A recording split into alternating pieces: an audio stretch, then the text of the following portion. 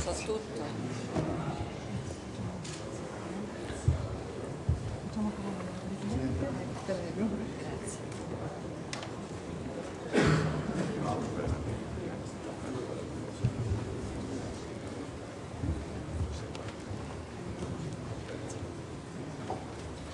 Professore, fa lei, no? Fa lei. Sì, grazie. Buongiorno a tutti. Welcome, everyone. I would like to start the first session. Alcide De Gasperi, the Western Choice and the Construction of Europe. We start the seminar with some welcoming words, and we would like to first thank the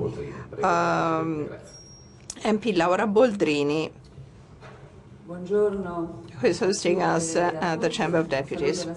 Welcome, everyone. I would like to welcome Maria Romana De Gasperi, the Dean of the De Gasperi Institute, Dr. Wheeler, and all the speakers. Today we are going to face an important aspect, that is to say the role of De Gasperi in the Western choice by Italy after the war and the promotion of European construction. This is a topic that really makes us think about the depth and insight of De Gasperi's thought. De Gasperi was one of the most important figure for his fight of fascism and his important role in the construction of the Republic, as leader of the first Italian party, and his important role. The speakers are going to deal with a different aspect of De Gasperi's political activity, both at national and international level. Today I would like to focus on one particular important, that is to say his voice as European and for Europe, because this was something radically revolutionary, I would say, for the time. It is quite compelling to think that the basis of the setting for Europe was in the hands of Spinelli, Cologni, and De Gasperi, these important men who, in a period of fascism, when Italy was totally crushed by fascism, in a continent devastated by war, the United States of Europe were conceived while Italian, German, British, and French were fighting one against the other. It was absurd. It was absurd at the time. We are fighting against the other.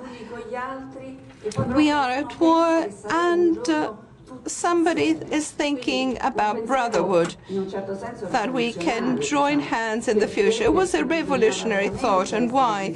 Because you had to have a vision to think that from this bloodshed something might arise, a Europe, a united Europe, and a Europe without wars. The world has been progressing thanks to this vision. Visions of people who were able to look beyond the daily events and conceive something that was completely different from the daily life. So in these dramatic years, De Gasperi came to the idea that no European state could face on its own the problem of reconstruction. So there was this idea that being together might keep us going on, and this was in line with other two founding fathers, Robert Schuman and Konrad Adenauer.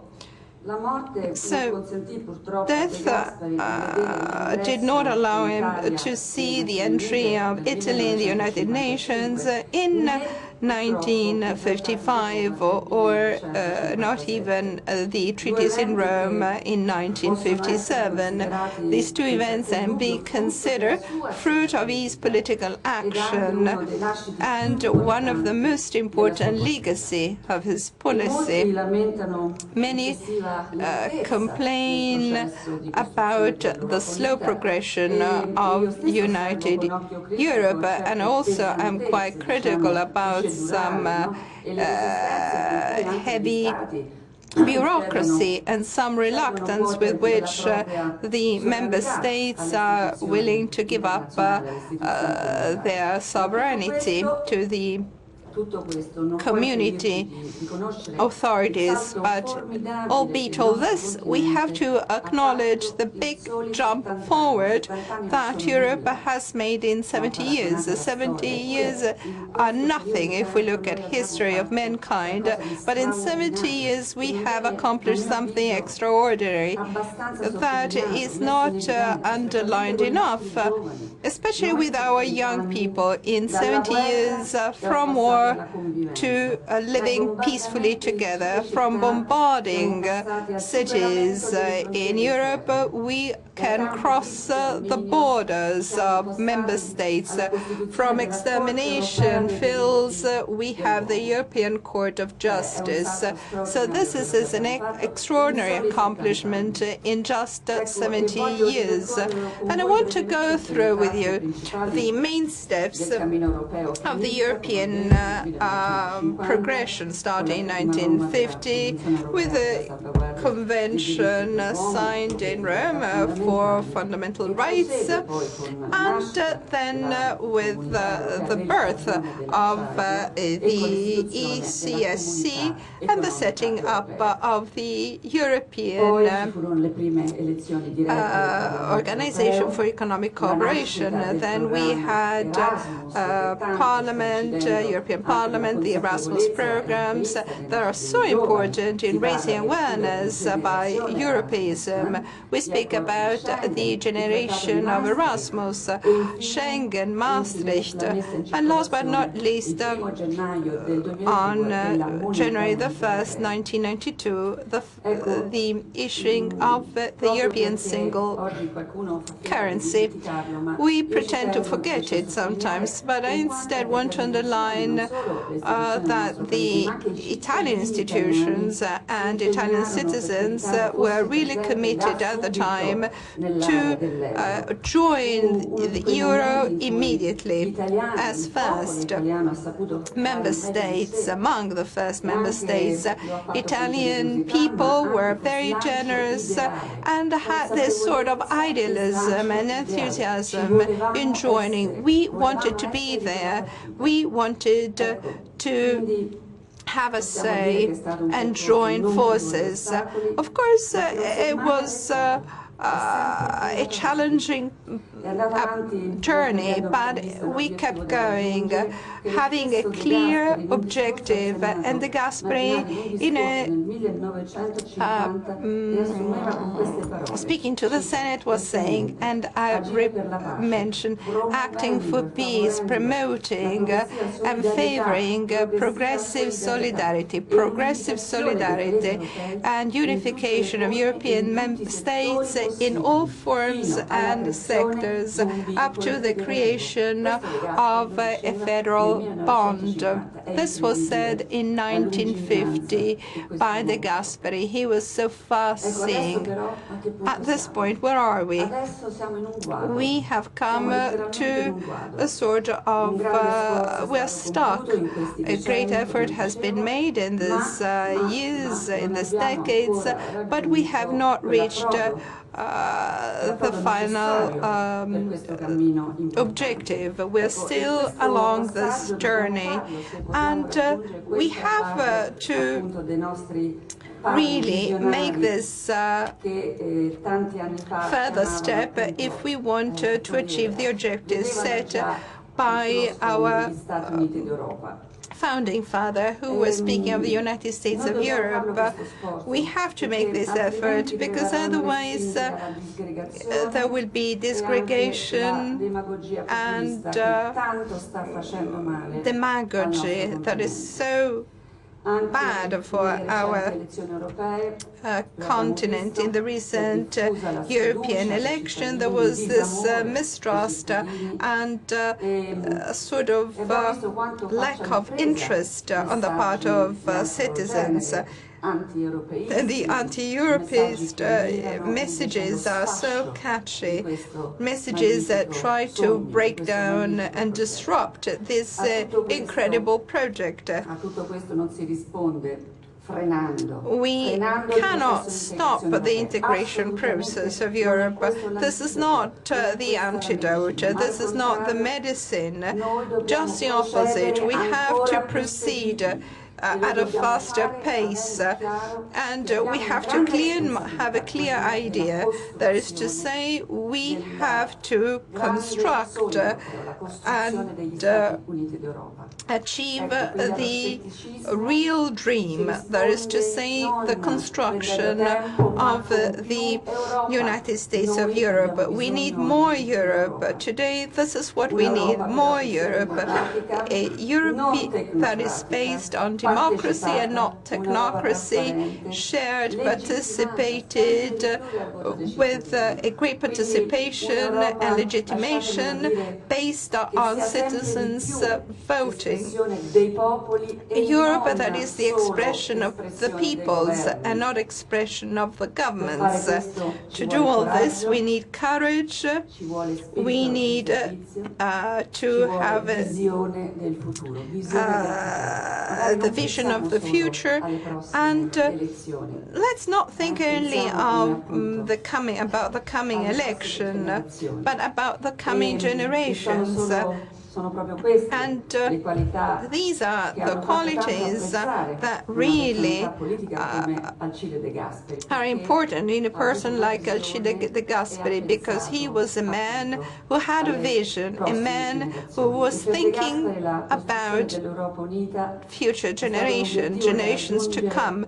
For him, the dream of united Europe was something that had to be achieved in order to have peace and democracy. This objective represents for the Italian Parliament an absolute priority. And this is also shown by all the meetings that we have at the Chamber of Deputies during the semester of presidency of the European Union on the part of Italy. We are organizing inter-parliamentary meetings, and we are always focusing on relaunching Europe. Here at the Chamber of Deputies, we wanted to focus attention on the DNA that makes us special. We are different, we are special, because we are focused on the rights. Rights are our main focus. We have to guarantee rights. This is the identity of Europe. This is our DNA.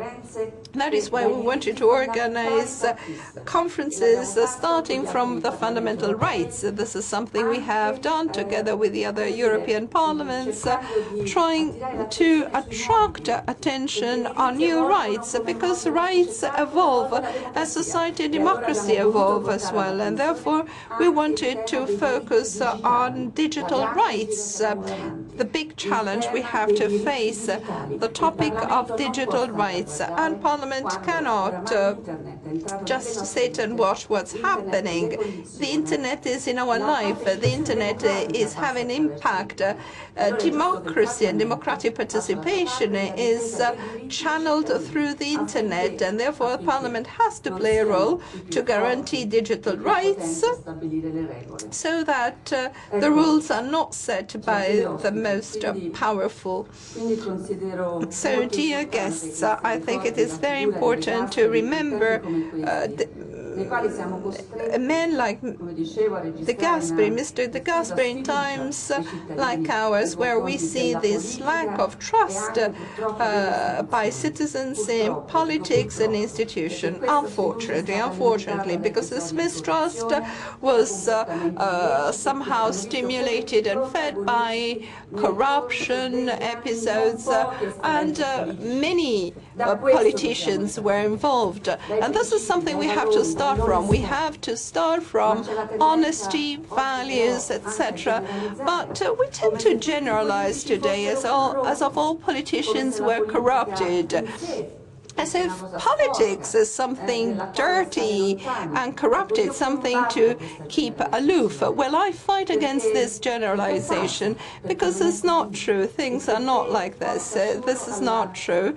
And this is only detrimental to institutions. There is nothing good about it. Generalization is really the grave of truth, and this is something that is pure detrimental, something that is bad, and therefore we have to demonstrate that there is good politics, good politicians, honest politicians, and politics that is based on ground values. That is why a man like Mr. Alcide De Gasperi is so important. He was such a serious man, so consistent in terms of ideals, politics, and such a sober man, and he had such a deeply rooted belief in humankind and politics at the service of citizens, and not as something instrumental to the rights of just a few. And I think this is an important message that has to be relaunched, and Alcide De Gasperi gives us the possibility to think in this vision. Therefore, thank you very much for being here today, and I wish you best success.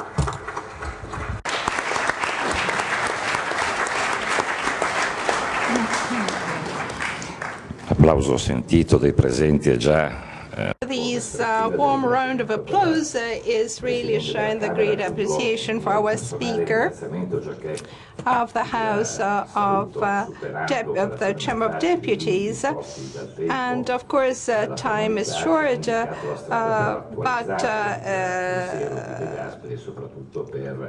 our Speaker of the Chamber of Deputies really showed the vision of Alcide De Gasperi. This is not a vision that belongs only to the 50s, but it's something that is still possible. So thank you very much. Now I would like to give the floor to Maria Romana De Gasperi, Honorary President of the De Gasperi Foundation.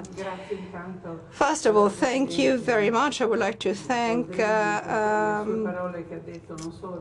MP Boldrini for what she said about my father. The title of the conference today is Alcide De Gasperi, the Western choice in the construction of Europe.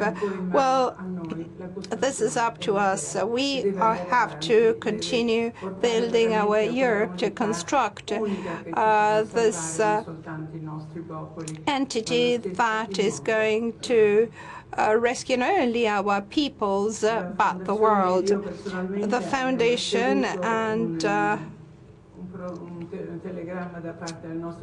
received a telegram by the President of the Republic, Giorgio Napolitano, and I'm going to quote her in this conference celebrating the 60th anniversary of the death of this important statesman. I would like to join all people attending the conference and greet them warmly. I'm deeply convinced that from the discussion of today, you will look at the most important and relevant times of European history. It was thanks to the vision of the founding father, the European project, that today more than 500 million people in 28 member states live at peace safety and security and freedom.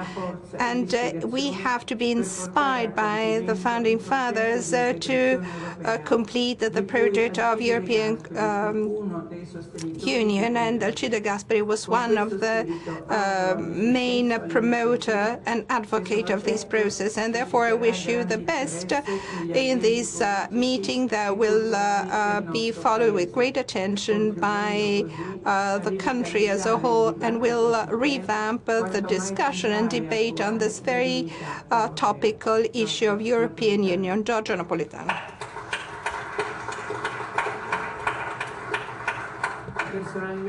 Personally, and especially on behalf of the Foundation, I would like to thank the President of the Italian Republic very warmly. He was always very close to us and our projects, and he gave us our support. So I want only to wish the best success and fruitful discussion to all the speakers today, and those who would like to remember the mental honesty, the seriousness, the great courage and the spiritual value that always inspired my father in the difficult moments of his life. Thank you very much, and now I give you the floor. Thank you very much. And now, Mr. Member of Parliament Angelino Fano asked me to give you his greeting. Unfortunately, he cannot be with us. You know that the Foundation is now working very much in multiplying initiatives in order to show the topical value of Alcide De Gasperi's thought. I would like to thank the Speaker of the Chamber of Deputies, who has to leave us, and we can give you a brief report of the meeting. Thank you for being here with us. Grazie tante.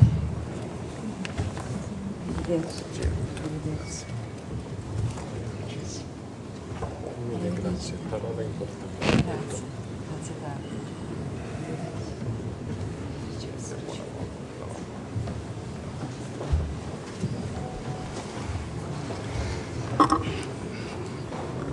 Saluti proseguono ora con il Now, the opening remarks now go on, and we give the floor to the President of the European University Institute, Professor Weiler.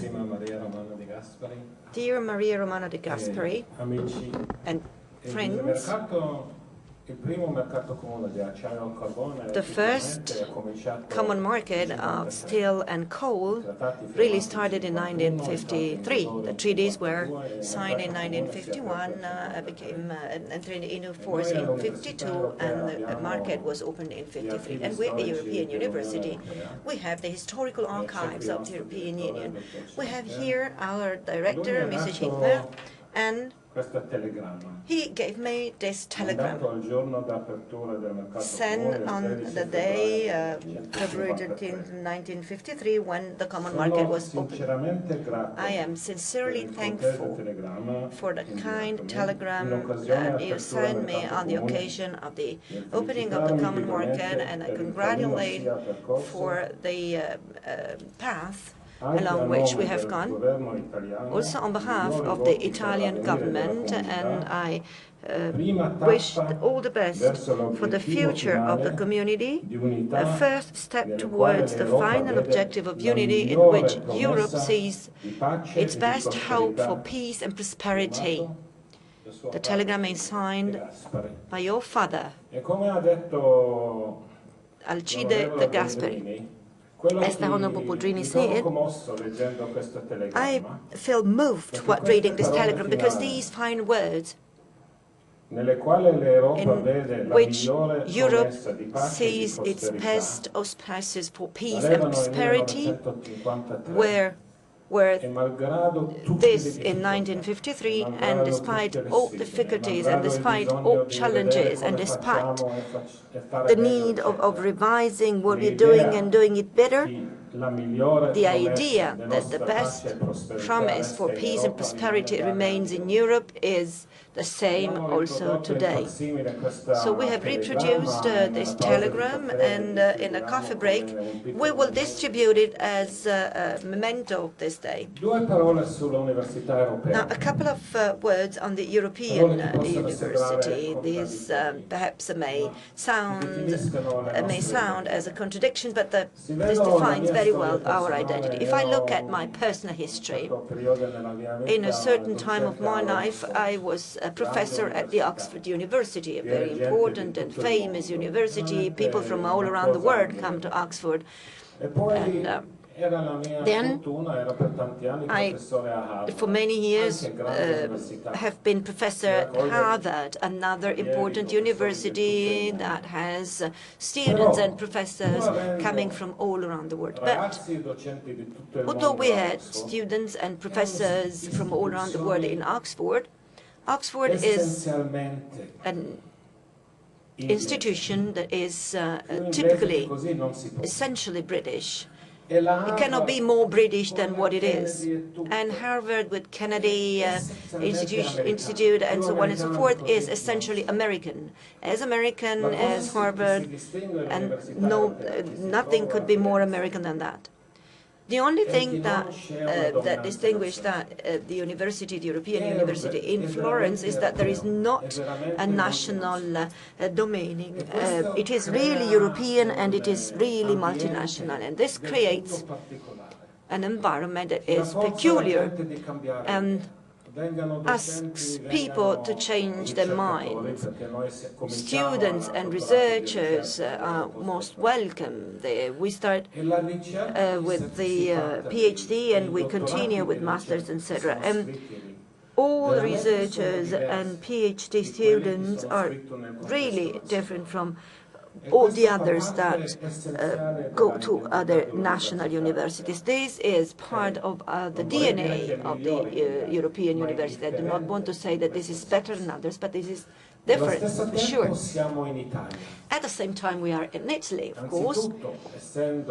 First of all, the Chamber of Deputies is the seat of the Italian democracy, and since we are here, we will never be thankful in a sufficient way towards the Italian government and the Italian people for the support and welcoming. And this is what we have had in the last 37, 38 years of our life. Italy committed itself beyond all the commitments already taken by all member countries that participate in the university, in the European University. Italy committed itself to support us in terms of buildings, and Italy did it generously and in a responsible way. And this, I just became Italian citizen 48 hours ago, and I would like to remind you of that. I cannot imagine a better place where to be, because we are not only professors of law or economy or political sciences, but as all other university institutions, we are the guardians of the European civilization. And there should be no better place, if I should choose where to locate the European University as guardian of the European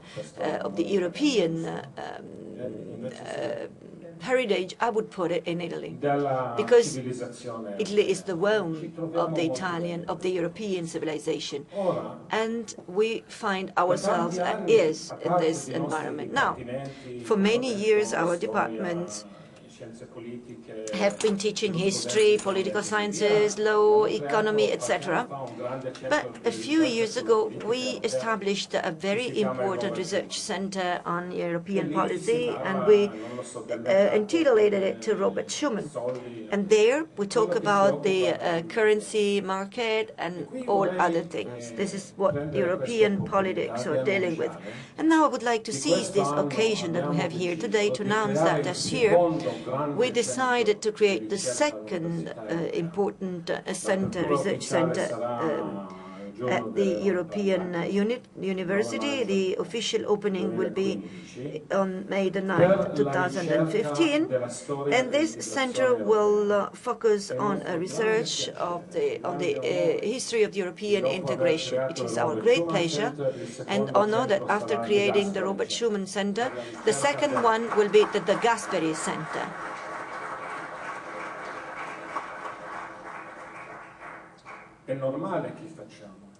It is normal for us to do that, because since we are the seat of historical archives of the European Union, we have what our English friends call economoids.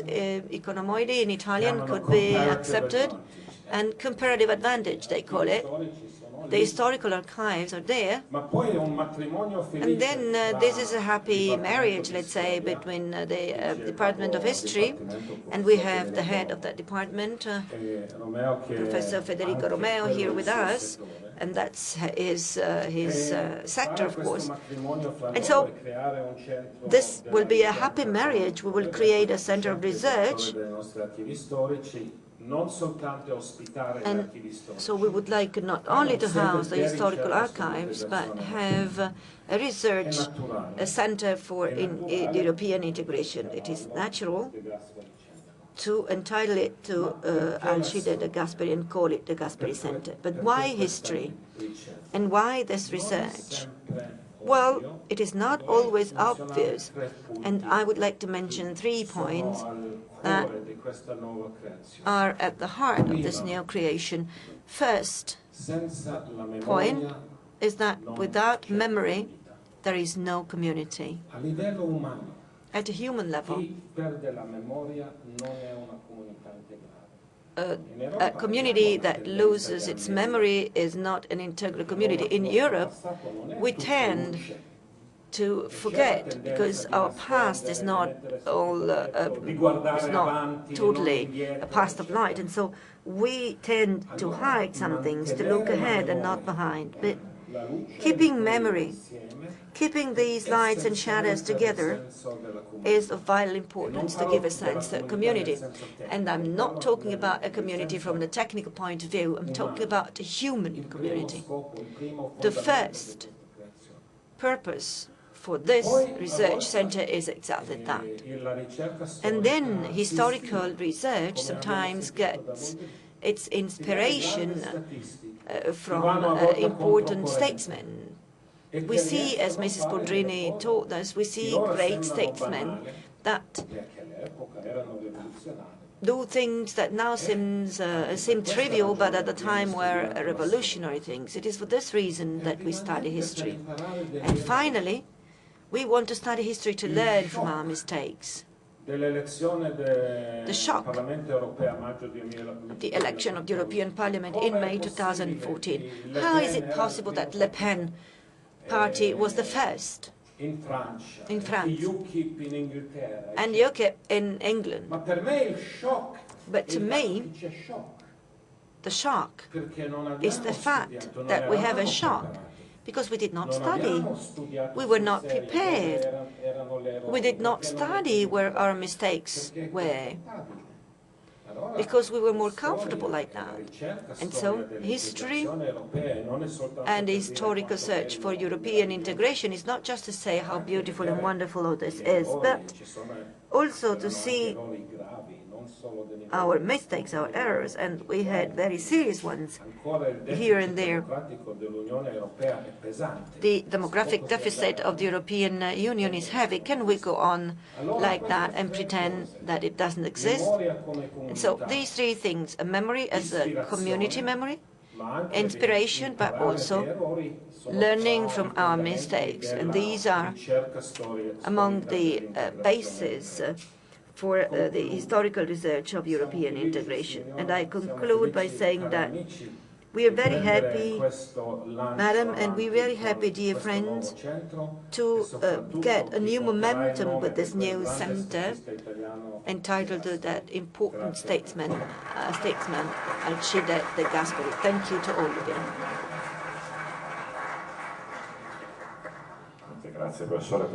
Thank you. I will take now I will give the floor to the plenipotentiary minister Alberto of the Ministry of Foreign Affairs, Department for International Cooperation.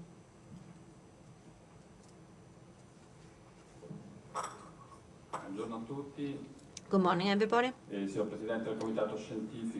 President of the Scientific Committee and of the Foundation De Gasperi, Mrs. De Gasperi, Mr. President of the European University Institute, distinguished guests, ladies and gentlemen. It is a great honor for me to be here with you today on the occasion of this important event that recalls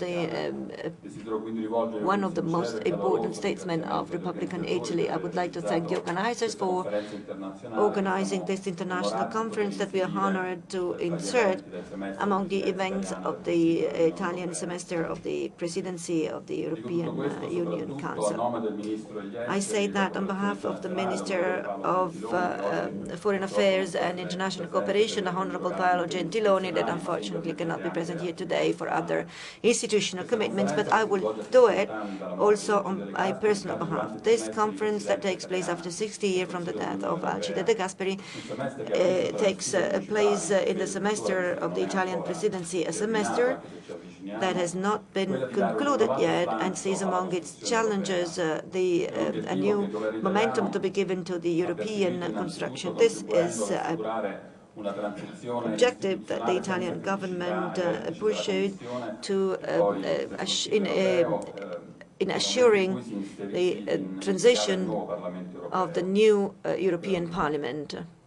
The action of the Italian government as Presidency of the Council of Ministers has addressed the initiatives that could meet the request for change expressed by the European citizens in the elections to which President Biden referred a few moments ago.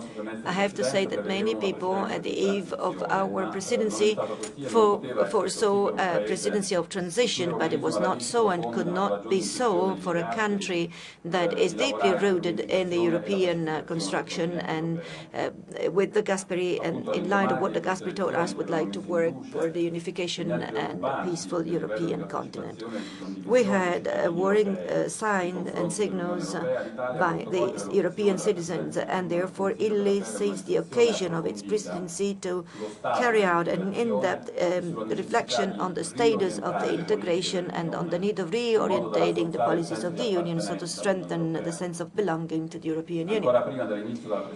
Even before the starting of the presidency, the Italian government supported that the new institutional cycle had to move from new political priorities and concrete programs that should implement those priorities.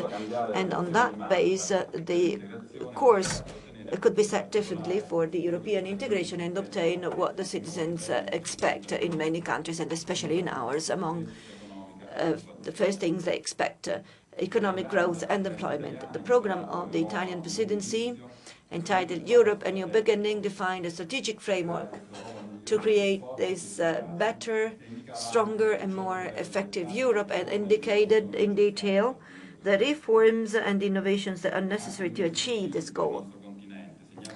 Even in the months difficult for our continent, marked by instability scenarios at our borders and by years of economic crisis, the historical memory of De Gasperi is our common heritage that we all have to take into account. I refer to the ability of seeing in the European prospects the most effective tool to strengthen our democracies and meet today's challenges. On the basis of this heritage, but also in the light of the tragic experiences of last century, we have started a process of peace and democratic unification whose benefits can be witnessed it in the European Union in an enlarged form with 28 member states. De Gasperi was aware and was one of the makers of this process, and therefore a recall to his memory and his thinking is very important, not to lose the momentum of the European integration. And I would like to conclude by saying that a few days ago, on November the 7th, within the framework of the semester activities of the Italian presidency, the Ministry of Foreign Affairs could contribute in organizing in Madrid a conference made by the Instituto De Gasperi and the Spanish Real Decano Institute that was entitled De Gasperi and the European Homeland, and was a conference, a seminar that has received many, many appreciations. This was one of the best witnessing of the thinking of De Gasperi that could inspire even the simple individuals in all European capitals, not only in Italy, but with greater competence and eloquence. Other speakers will talk about Alcide De Gasperi, and therefore with no further ado, I wish to all of you a fruitful day. Thank you. Grazie davvero, dottor Cotillo, anche per aver... Thank you for reminding the great success. Thank you very much. I would like to now give the floor to Mr. De Pizzocca.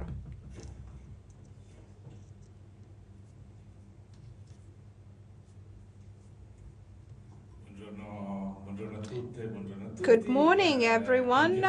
It's a great pleasure that I'm here to give you the greetings of the European Commission and the Director, Mr. Battistotti.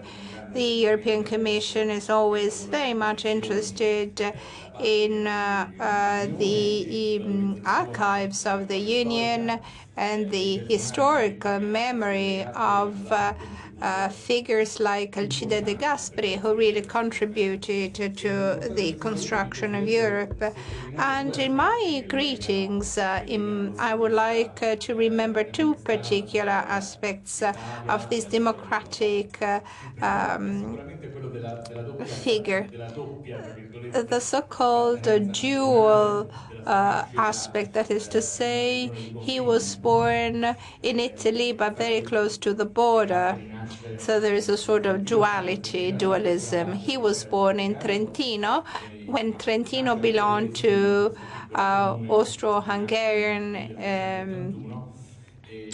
Empire, and this was an area that belonged to Austria at the time that he was born. So he went to study to Innsbruck and then Vienna. And he studies philosophy and literature and starts taking some political action. And in 1911, he becomes member of the Chamber of Deputies and a representative of the county of Tyrol. After the First War, this area belongs to Italy, and De Gasperi becomes a member of parliament of the Italian parliament. So in the last part of the Giolitti period, and then fascism, as we know, began.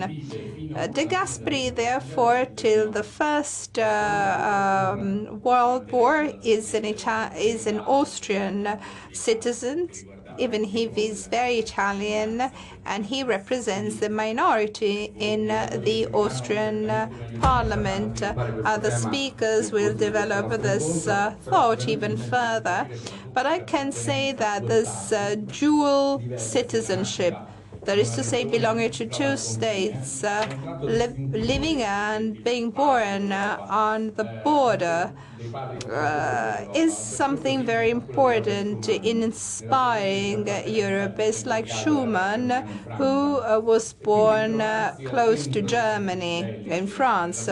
So this dualism, that is something that is present and enshrined in one's own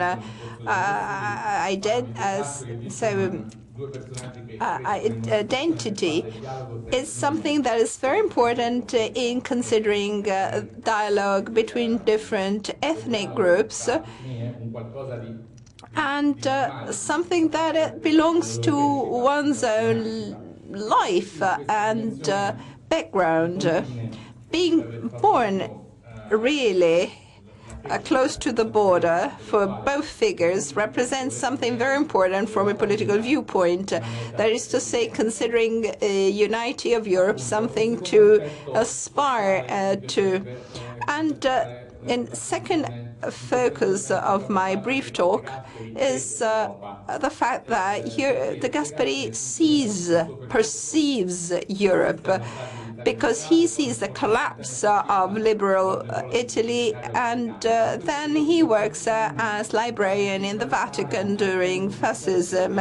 In this sort of exile to the Vatican City, he can, of course, develop his thoughts, and then he participates in the liberation, he fights against fascism, and then he gets important institutional and political tasks. In the transition period, he was the last president and the first president of the Republic of Italy. So in this activity as statesman, there is this focus on foreign policy immediately after the war, this Atlantic view, and in 1947, remember his famous mission to United States. But De Gasperi looks at Europe in particular, Italy that is really very fragmented and crushed by the war, and therefore this vision of Europe. Now, when we think of the founding fathers, we think of Spinelli, one of the authors of the Ventotene Manifesto, Robert Schuman, Konrad Adenauer, and Alcide De Gasperi. He was convinced pro-Europe or Europe advocate.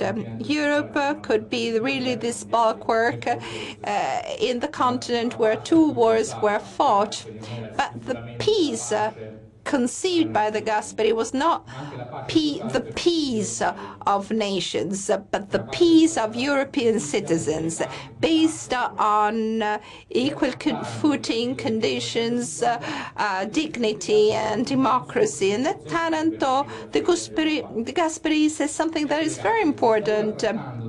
We are speaking about the future of Europe, and if we construct Europe, we create a new alliance with the participation of all peoples that suffered from all these wars, but are horrified, hate war, and want to have peace. Peoples can join hands, and the masses of workers will join hands, and we will have this bulwark of peace and democracy, and we will fight war forever. So peace, democracy, brotherhood, and weaker categories will also be participating, and the mass of workers will join hands. De Gasperi had very clear what violence meant and what the horrors of the Second World War was, and therefore his main focus was peace. So coal and steel were the two raw materials that were his main focus. They were used in the war. First war, together with Schuman and Adenauer, he thought that the European peoples had a common basis, a common DNA, based on Christian identity. He also thought that through European integration, we might fight against the main challenges of militarism, but also some other aspects. And as to the military aspect, Alcide De Gasperi really gave a very important contribution. A European army was advocated by Alcide De Gasperi, who was thinking about the European community of defense as a first step to further then develop an economic community. In Paris, the European Defence Community Treaty was signed, and this was perhaps the most important, let's say, the apex of his career, even if France did not contribute very much. And De Gasperi's role in the integration process was very important, also as to his role as President of the European Assembly. This was between 1954 and then he died, so at the beginning of 53, and then he died in 54. He died in August 1954, and he didn't see the signature of the treaty for the European Community of Steel and Coal, and therefore he didn't see the Messina Conference in 1955, not even the treaties of Rome, but his contribution in Sicily and in Rome is there.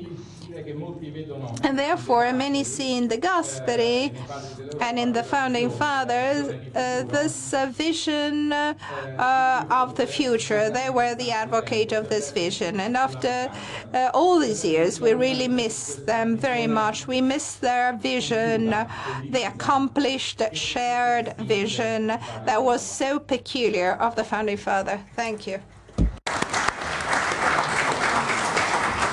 Grazie al dottor Pizzocchero. Thank you, Mr. Pizzocchero. And now the final welcoming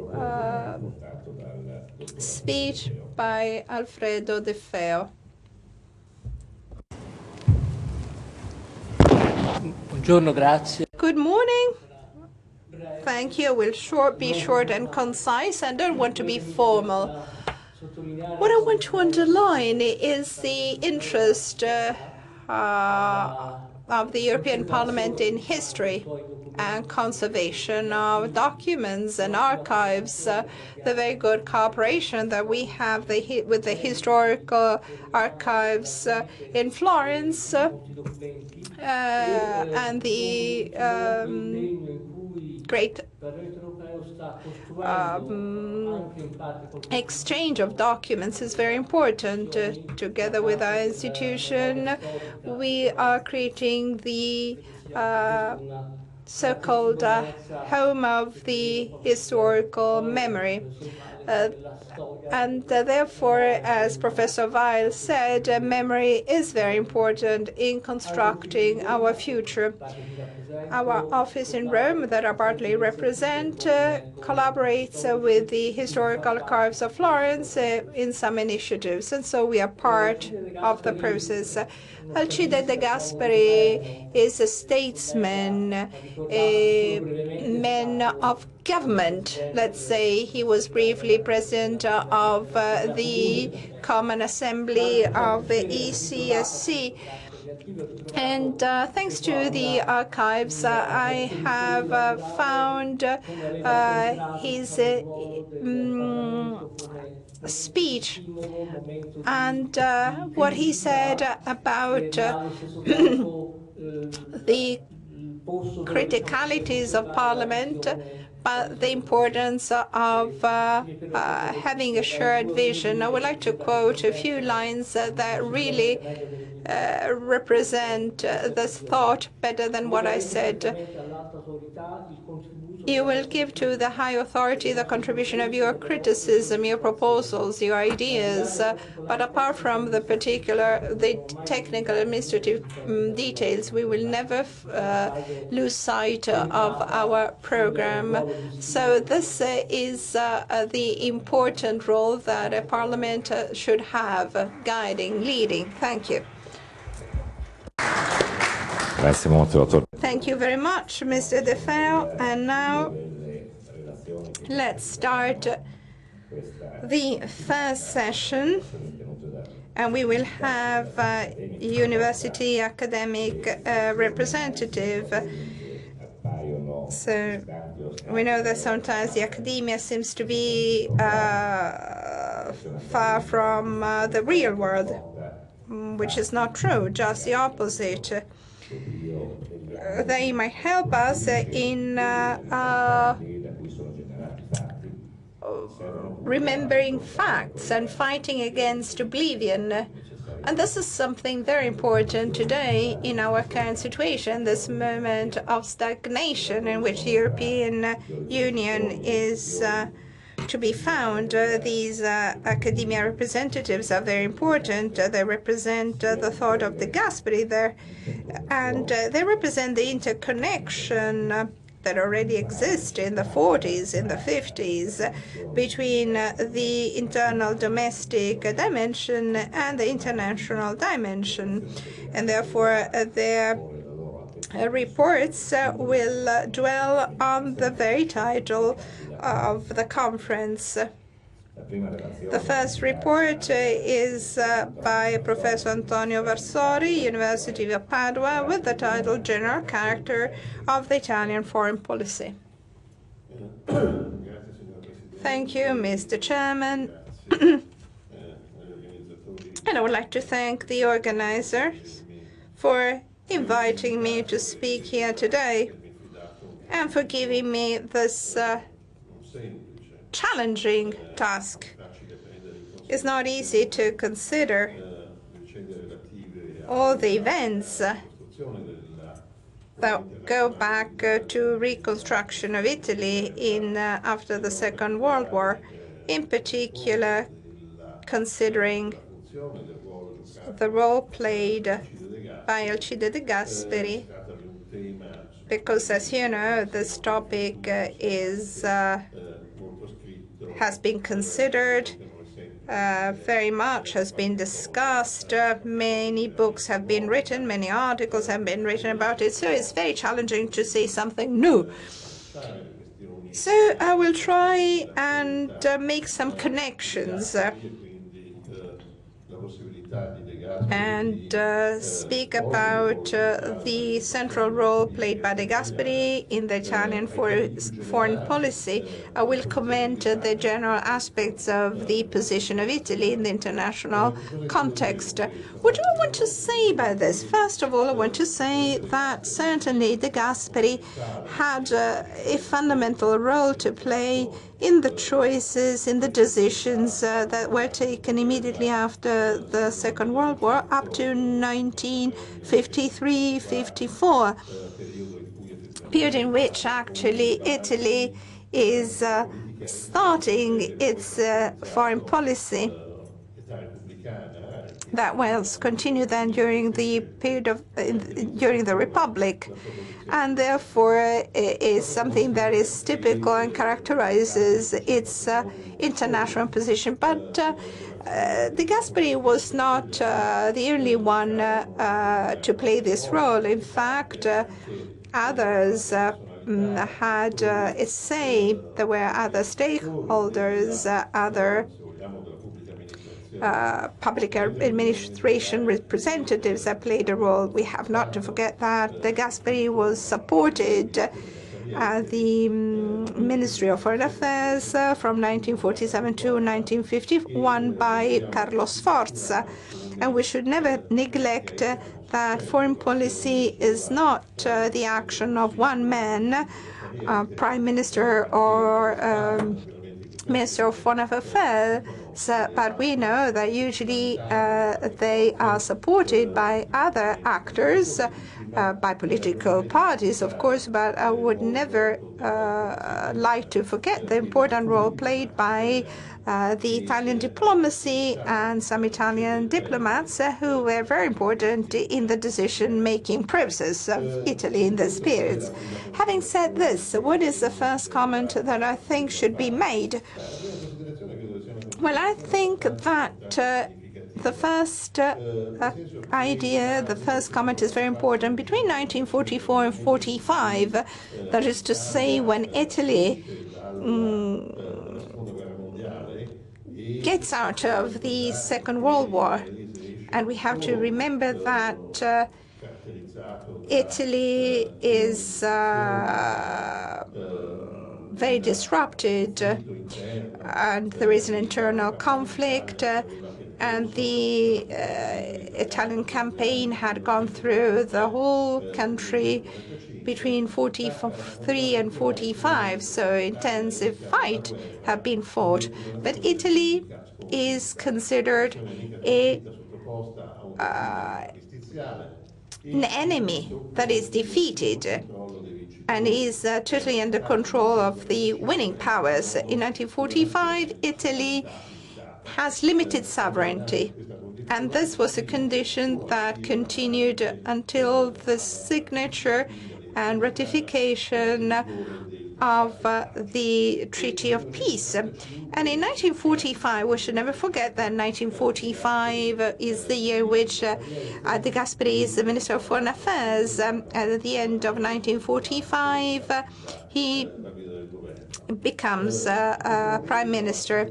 At the end of the hostility, it's clear that peace is a peace that is somehow limited. We have to consider that some aspects were to be taken into account. About 20 years of fascism was counted, and the war fought by Italy with Germany. So a sort of peace that where Italy had to be somehow punished. And this is important because we can understand some characters of the foreign policy by De Gasperi and by Italy during the Republic period. The anti-fascist key opinion leaders, diplomacy, and politicians start from an assumption that in 1945 could seem not realistic. In other terms, that Italy very quickly should have reconstructed an important role and should have achieved an important role in the international scenario. It was a very challenging and complex scenario and period for Italy, but with a very clear objective, that is to say, once again become an important and relevant actor in the international scenario. This didn't mean, of course, that they were thinking that once again we could have the ambitions of a grand power that were so typical of the liberal period and during the period of fascism. So there was no illusion about the idea that Italy could be a great power, but there was a clear concept. Italy had and could become once again a so-called medium power. So that is to say, a country that could have a voice in the international scenarios. So on one hand, Europe, on the other, if you want to say so, the Mediterranean area, in a wide meanings, paying attention to the Middle East and Africa.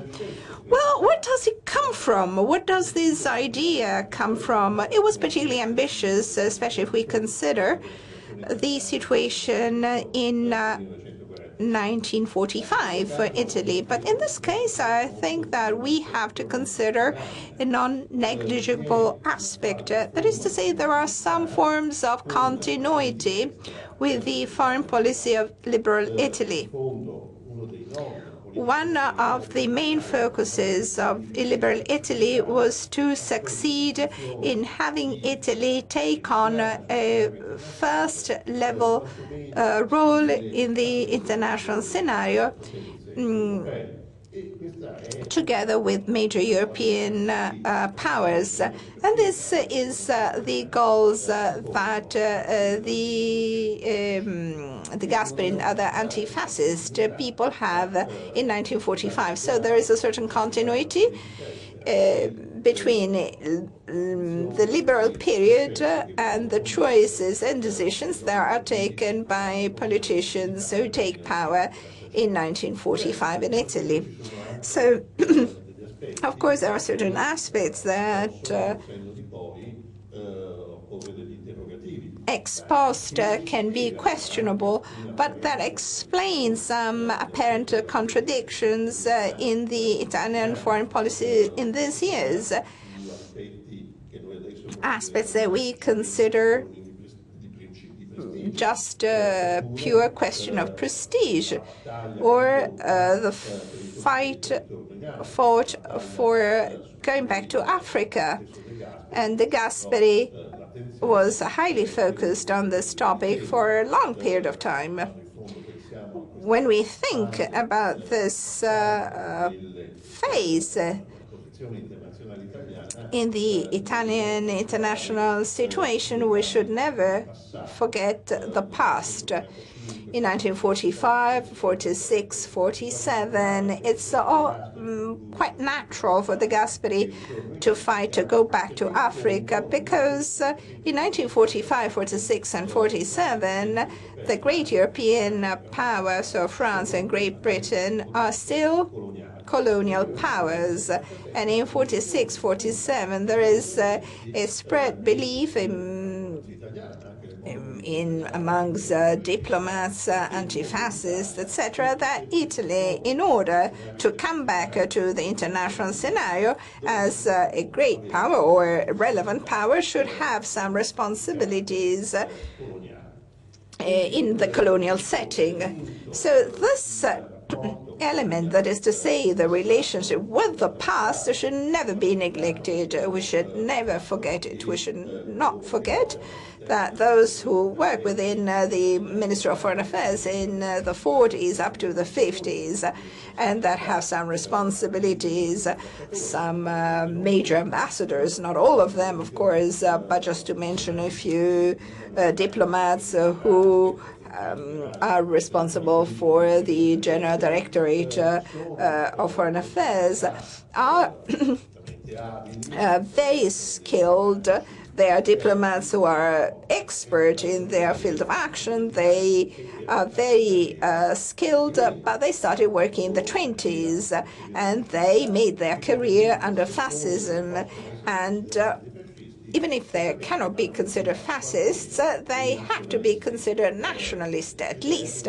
In other terms, their vision of the world, their vision of international relations, were very impacted or very influenced by their past, by their political, cultural experience at the beginning of the 19th century. It couldn't be otherwise. So if we have this aspect of continuity and link with the past, we can wonder whether in the foreign policy of Italy, there is something new in these years. Well, I think that actually there is something new that is particularly meaningful and that concern, more than the diplomatic corps, the politicians. Think of De Gasperi and Sforza. These two politicians understand that there is something new in the horizon. First of all, that Europe doesn't play any central role any longer. Great Britain and France, some of the major powers who had somehow won the Second World War, are no longer at the center of international relations. So there is a new understanding of the new power. So United States on one hand and Soviet Union on the other, the new emerging superpowers. And then another innovation is understanding the importance of international cooperation at multilateral level. Great attention to United Nations. Italy doesn't join UN till 55, but there is this precise desire and wish to become members from the very setting up of this institution. And when we think about some later decisions taken by Italy, especially in the construction of Europe, but also in the so-called Western choice, the choice of the West and the Atlantic treaty, we have to consider that there will be more and more international organization, UN on one hand, but also new organizations that are set up later on. There is this belief that a country weak as Italy, but with a great ambition to have once again a great prestige and an important role, can only do this in a multilateral scenario. This multilateral setting offers Italy the opportunity to be once again on equal footing with other nations that won the war. Another element that I think is very important and should be underlined is that, especially in the De Gasperi period, that is to say between 1944 till 53, there are three different phases in the expression of foreign policy in Italy. There's a first phase that goes from 45 to 47. That is a first attempt to somehow close the previous situation, come out of the past, that is to say, conclude the peace treaty in the best way, trying to avoid heavy burden of and real punishment. This goes, and then a second phase from 47 to 1950 that can be defined a phase of two basic decisions for foreign policy. On one hand, the decision to join the Atlantic Treaty, and on the other, the Western choice. And then from 50 to 53, that is to say, in the period of government, the Gasperi government, where there is a fact, the Italian leaders, the Italian politicians, and the Gasperi make this strong choice of being pro-Europe, advocates of Europe. This is somehow different from what has been done in the previous period, that is to say from 47 to 1950. I don't want to take too much of your time, so in order to make a long story short, I would like to say a brief something about 45 and 47. In fact, the peace treaty is a central focus for Italian diplomacy, Italian foreign policy for 2 years. We know the big efforts made by De Gasperi in order to have a least punishing treaty. These are well-known topics that have been thoroughly studied. And here in this context, I would like to underline only a few aspects of De Gasperi's position. Something that is very relevant. De Gasperi ultimately is somehow speaking to all winners, all powers, in a very open manner. Of course, more with the United States, because the United States had a more friendly attitude, at least in sort of lip service. But De Gasperi had a very clear idea. If we want to have a less punishing treaty, we should dialogue not only with the United States, but French and Soviet Union, try to exploit at most the role played by minor countries in the 21 conference, Latin American countries that have a particular favorable attitude to Italy. And in this context, there is a deep conviction on the part of De Gasperi. The peace treaty concerns all political forces. There is an attempt on the part of De Gasperi to have a joint, shared, agreed upon attitude for a national decision that should have all political parties united in order to have a positive result. In 1947, De Gasperi went to United States, and this was the apex in his political career. It was a sort of turning point. There were some polemical contributions in the 50s, but this is something that belongs to the past. We know very well that his trip to the States was very challenging. They discussed and questioned. The ambassador really advocated it very much, but it somehow showed the important role of De Gasperi as the counterpart speaking on behalf of Italy. And De Gasperi understood in his dialogue with the United States that something was changing. His logic, so his approach that was the one I described before, that is to say, understanding that all powers were important, was now changing. De Gasperi understood that there was this clash between the two big superpowers, and that therefore De Gasperi had to make the choice. Italy had to make the choice.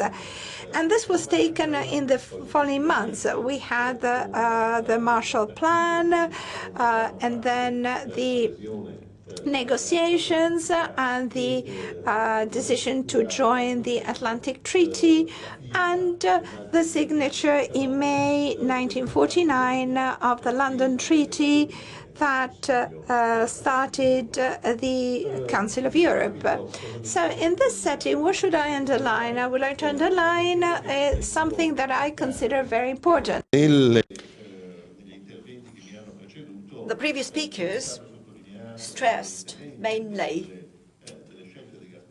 some choices made by De Gasperi, and in general they stressed the European component of the political choices made by Italy, and this was of fundamental importance. Of course, no one is doubting that. But I think they have quickly put aside the aspect of the Western choice that gives the title to our meeting today.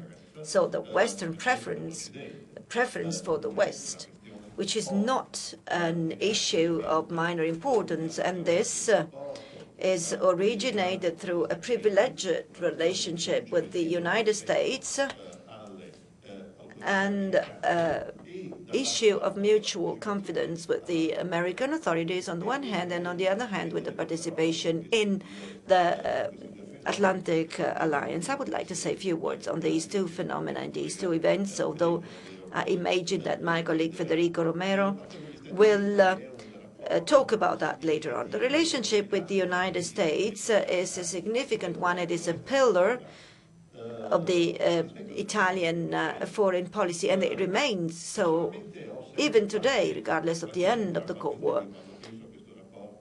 I have some doubts when I think of this relationship with the United States of America, because it is, I believe, strongly unbalanced in favor of the Italy. And this peculiar relationship starts in 1947 or some years before, and would continue in the subsequent decades. I wonder whether this relationship is as important as it is for us, also for the United States. So if we look at from the other side of the ocean, because in this case I have some doubts, and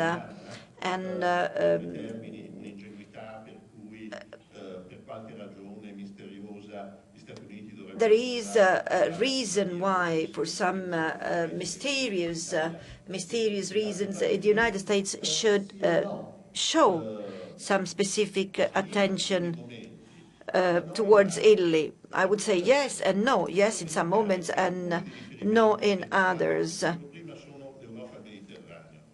I have to say that the points of reference for Italy are Europe and the Mediterranean, the traditional partners of those of the 19th century, France, Great Britain, Germany. But there is also a wide understanding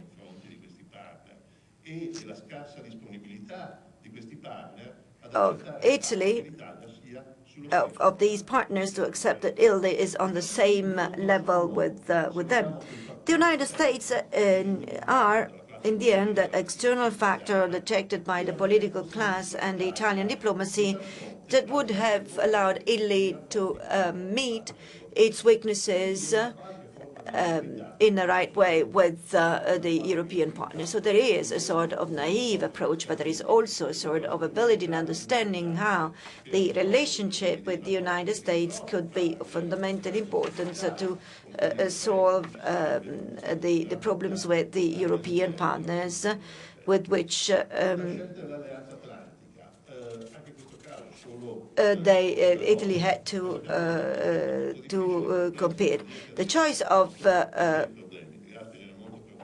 Atlantic Alliance was a delicate one. De Gasperi was quite worried. The Holy See up to 1948 had opposed that. Some Italian parties were against that. I mean, the Socialist and the Communist Party were against that. But in the end, the Gasperians, Forza, decided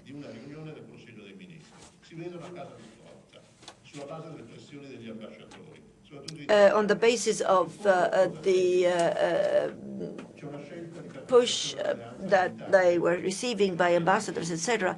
There is behind that choice the will of being protected by the United States, so a choice of military defense, military protection. But there is also the understanding by De Gasperi and Sforza that in this moment, in this phase of international relations, and most of all in the relationship with the United States and Europe, this meant that we could be part of the restricted, the selected club of the Western world, and that meant for the Italy of the Gasperi and Sforza, from this moment onward, to be also at the core of Europe.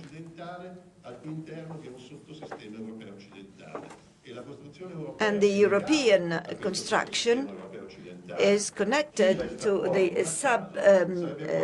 European, sub-Western European system that this could create, and those who were out this subsystem were out of all European initiatives. So the problem was to be the periphery of Western Europe, like, for instance, Greece and Turkey. They were not the founding members of the Atlantic Treaty, and subsequently it would be difficult to being invited in all other initiatives that did not concern the Western system, but the European Western system. So it was a fundamental choice. It was more a tool than not an end, a tool to obtain a strengthening of the Italian position in Europe. And the last period, well, I would like to say that the European attitude and the participation to the Council of Europe, the participation to the Schuman Plan, and to the political participation, CPE, and the European political community are two different positions. Because if for 3 years the European choice of Italy had been a prevailing choice, the participation in European projects is participation in projects to recover prestige and status. Starting from the 50s, the Europeism, the Italian Europeist approach has something that has quite precise objectives. The presence of Italy as a more European state and more similar to the other countries to which she had to collaborate. The participation of Italy to the steel and coal and coal community was exactly that. And that was exactly what had been confirmed years afterward in 1957 in a negotiation for the Rome Treaty that was not limited to Messina, Venice and Rome to be the hosts of conferences. These are precise objectives behind all that, and the economic European Economic Community had to be seen as a progress for Italy, as something that should make Italy more European and more developed, and being inserted in the European policy and in the movement capitals, etc. This is the most important choice of the choices of De Gasperi of the 1950. I'm not talking about federalism and De Gasperi's approach to federalism, and De Gasperi was the exponent of choice, and therefore that was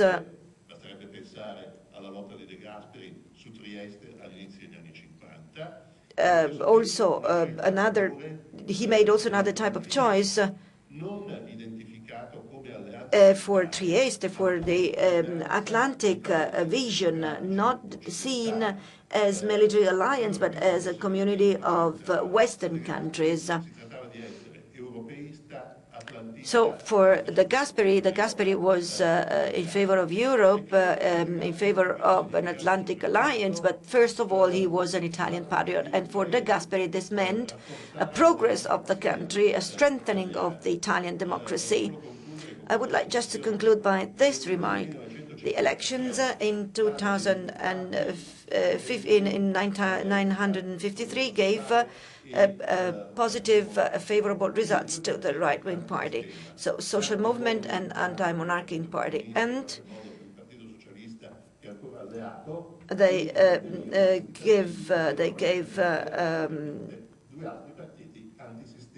these were two other countries against the system. So what remained to support the Italian democracy? More or less 52% of those who had voted for other parties. But we know that in the very same years, opinion survey requested to the voters of the Italian democracy what was their opinion on fascism. And for many, fascism was evil because in 1940 it had made an alliance with Hitler's Germany and for the racial laws. But fascism had done many good things. So it means that Italy at the beginning of the 50s was an Italy where the roots of democracy were weak. And I believe that to De Gasperi, the European vision and the Atlantic vision were two tools to strengthen democracy in the country. I thank you for your attention.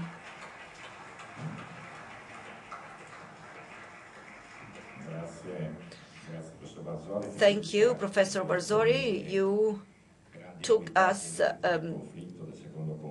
in the second to the topic that was dealt with by the second speaker, the Second World War, and its aftermath.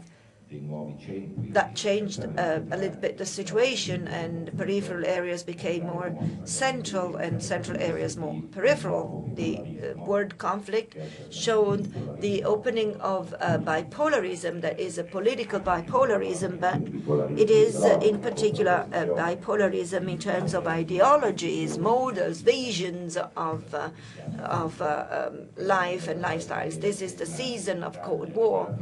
And to the topic Italy in the Cold War, it is dedicated a second speech by Professor Federica Romero of the European University Institute. Well, yes, we've heard that in the second after-war period, Italy was part of a quite quite complex network of agreements in the West, and in so doing, Italy could come to a situation of longevity and robustness.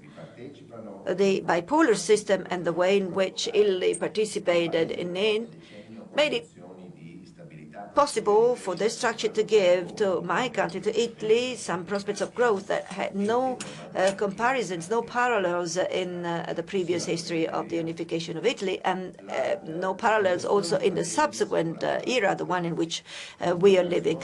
The Atlantic Alliance, the integration in the multilateral circuit of the greatest industrial economies, the participation in the different clubs of the Western democracies, and European integrations are synergic factors that offer to the country an unparalleled possibility. First of all, they are the vectors or carriers of prolonged international security. In second place, they are the conditions that will determine the stabilization of the Republic, the last point that Antonio has mentioned, and I will stress that even more.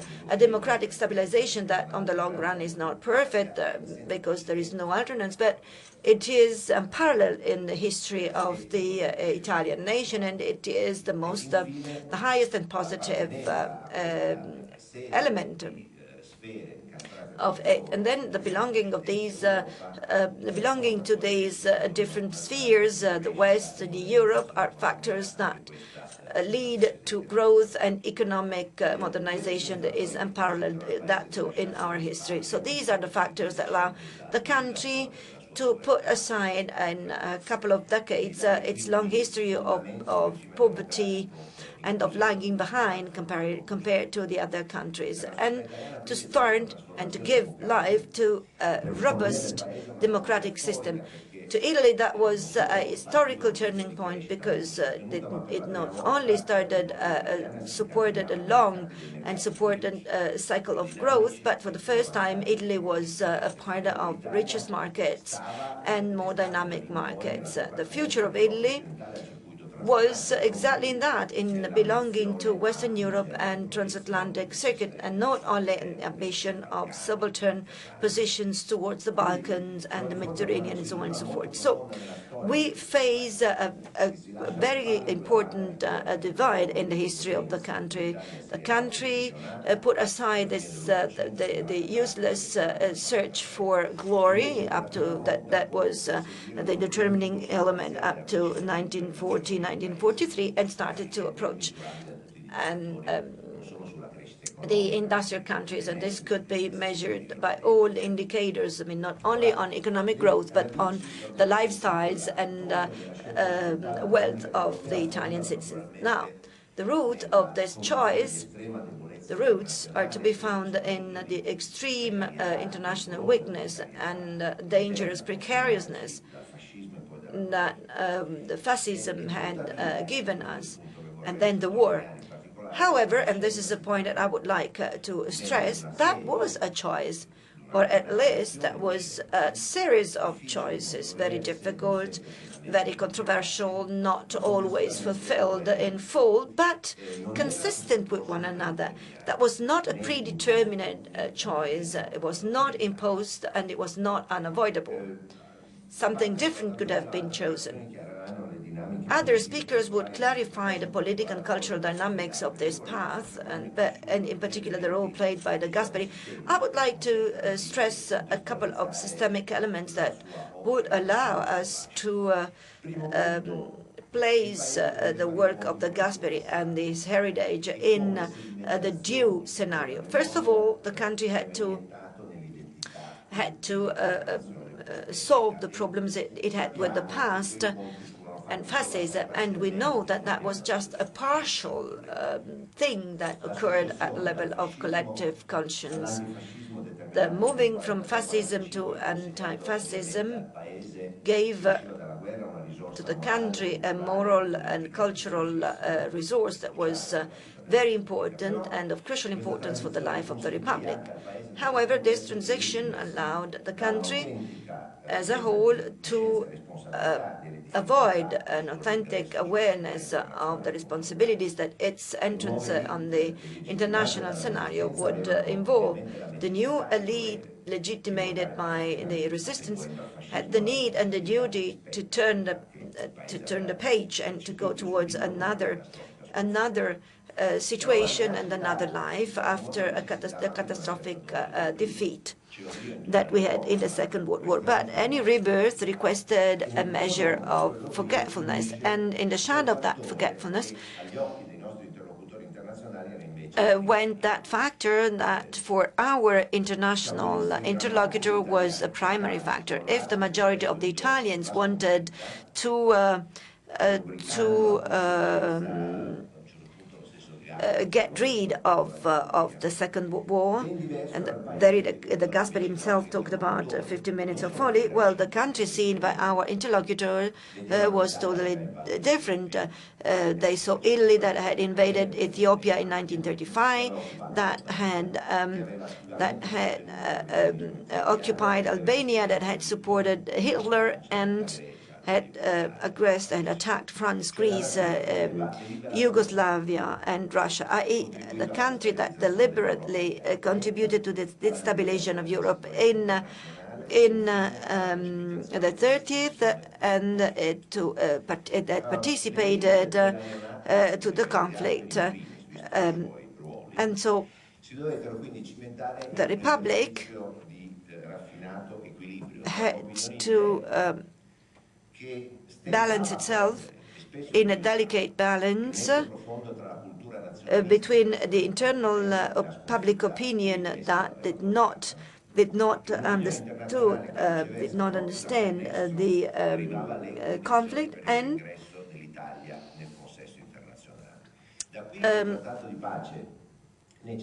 hence, there was a very necessary and severe, but not draconian, peace treaty that we saw as a draconian one, because it established the privation of the attributes of power, the fleet, the colonies that nationalists still saw as the symbols of the identity of a nation, not only as tools of foreign policy.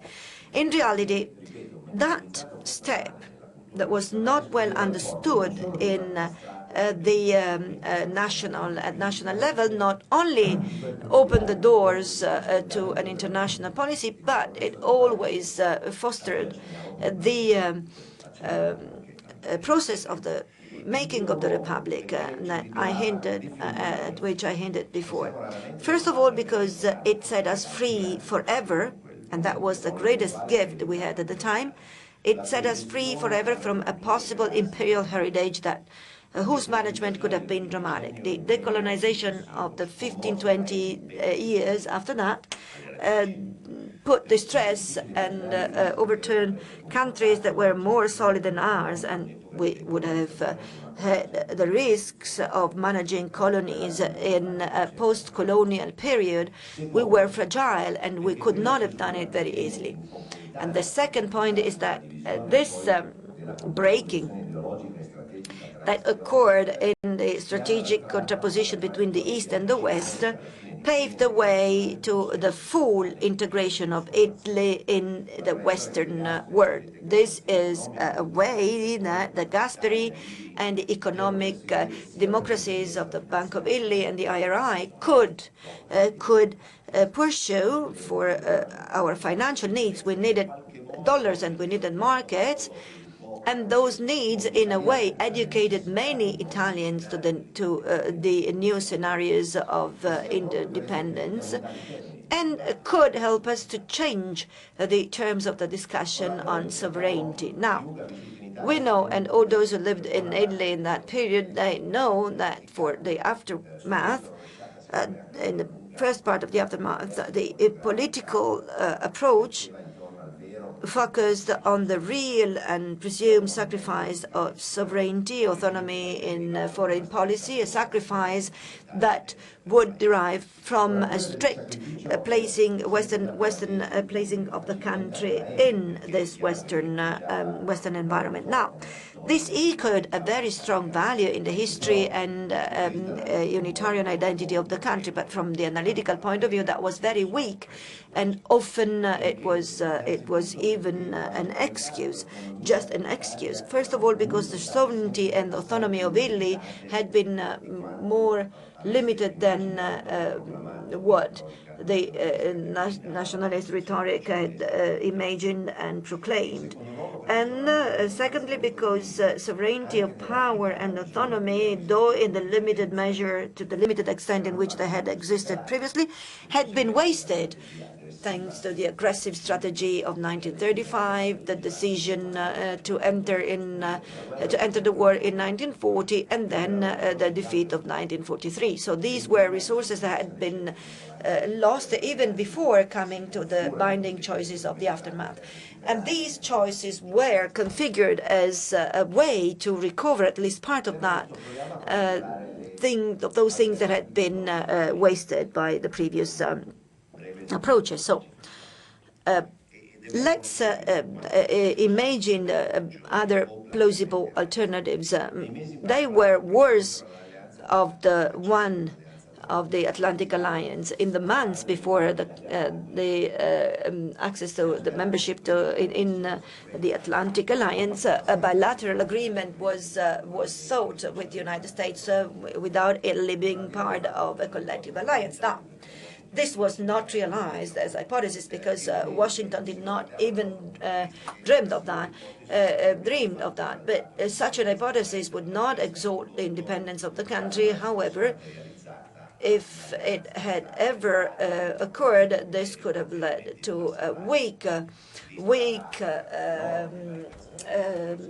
alliance, and we would be just a servant of the United States in that case, because we were not on a similar basis. So the two parties had not had no interest in doing that. But the other hypothesis, the one of neutrality, was even riskier. The neutrality among the two field of bipolarism that were about to be established. A neutral Italy in between the two blocs could have been a very fragile party, very fragile and with uncertain fortunes.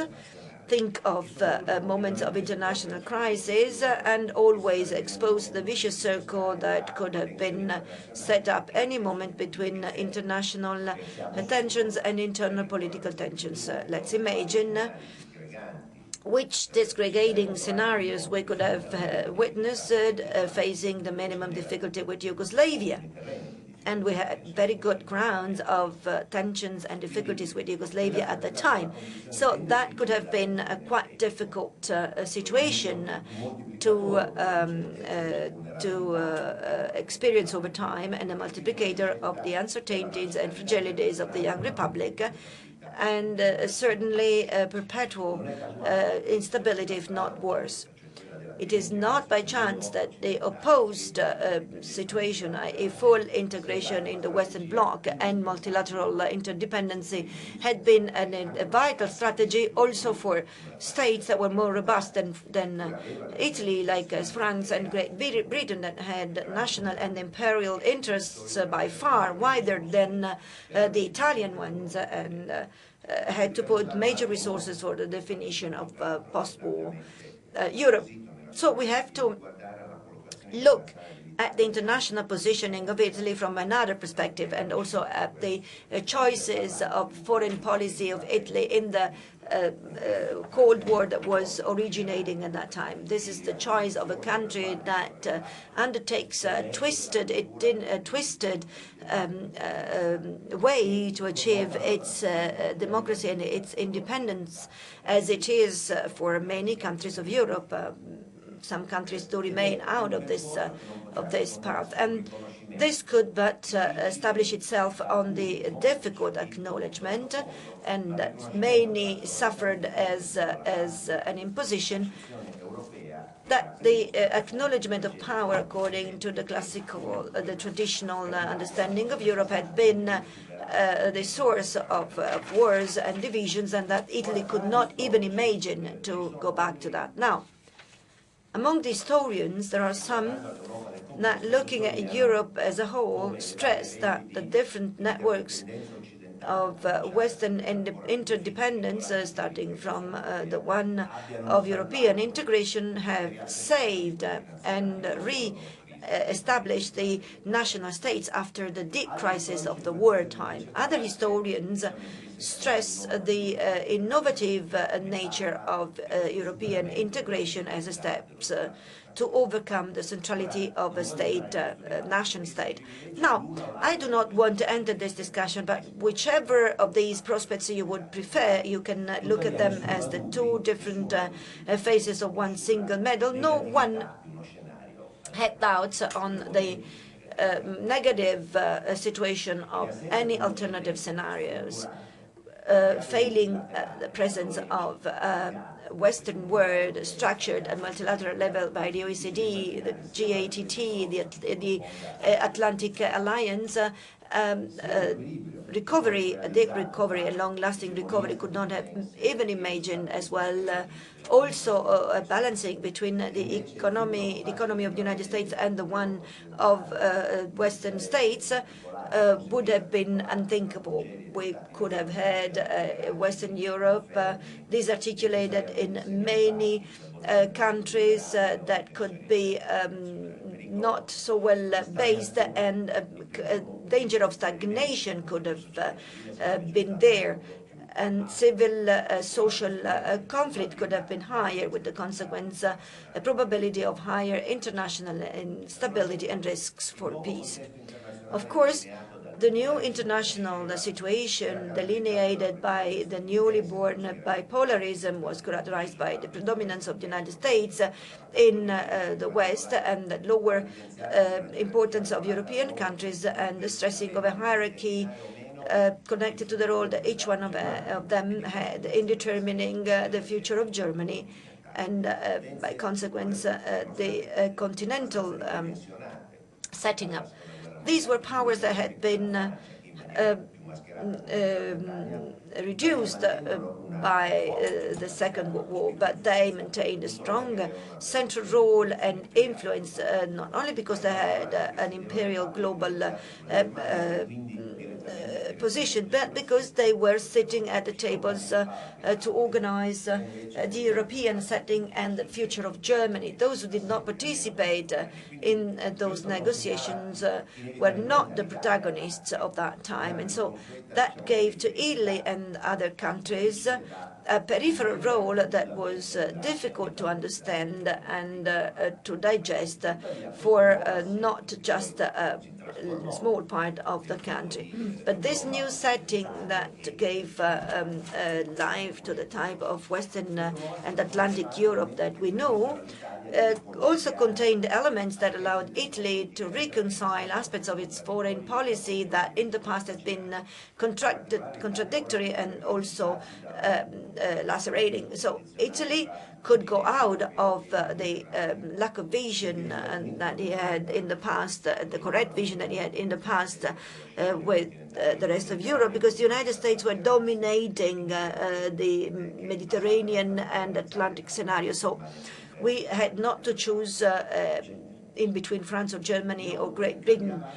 However, also the nature of competition among states changed, because it was no longer fueled by the aspect of territorial expansion and the very notion of territorial sovereignty or predominance that in a way started to decline in Western Europe.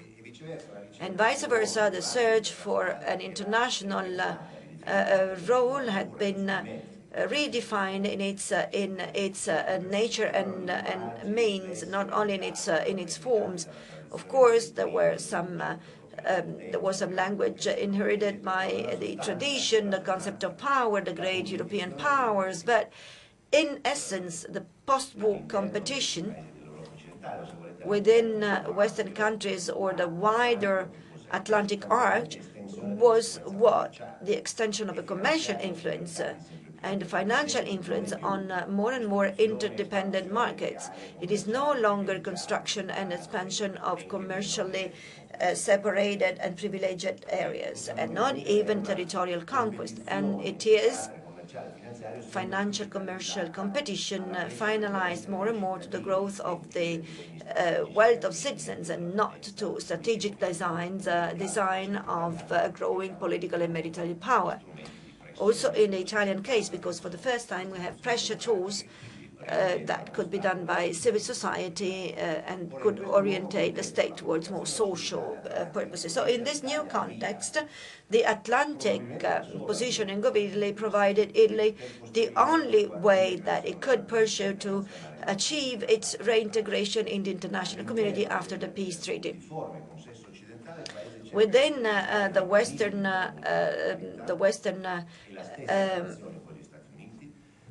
approach, the country tried to achieve more influence in decision-making centers and to have, when this was possible, a privileged relationship with the United States. These are mechanisms that are common to all participants. Everyone is using them because everyone is pursuing both the collective strengthening of the alliance and maintenance of one's position within it.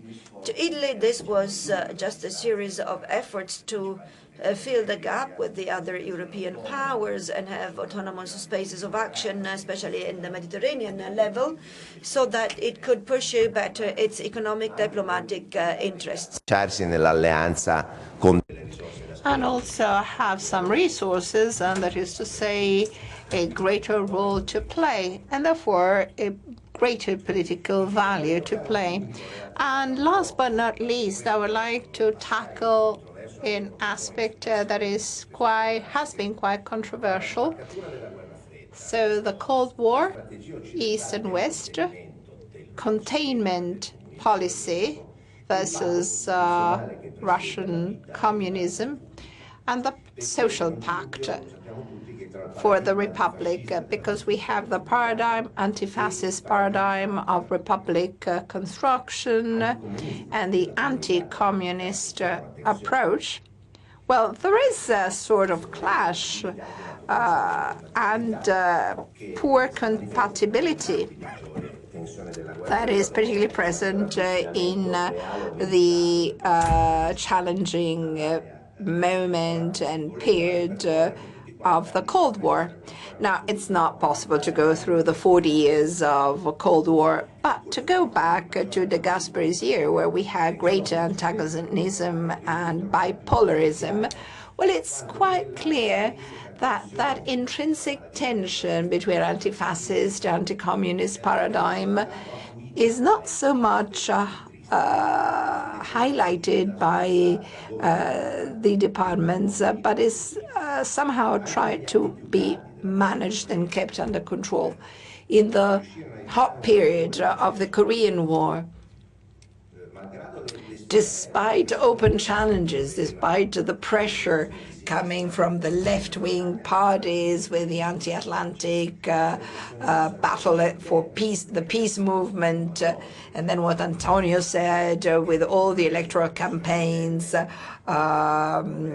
the pressure, an open breaking up and collapse of the pact, and then open repression of the Communist Party in 53-54 on the part of the United States. So all this has to be remembered. I think that this is one of the examples that highlight the fact that deciding to be in a multilateral scenario allowed Italy to negotiate the terms, because if there was only a bilateral relationship, it would have been very difficult to resist the American pressure. This would not have been feasible. So the possibility not to capitulate and surrender to the UN-led policy US-led policy is linked to the decision taken and the wish to preserve a certain balance.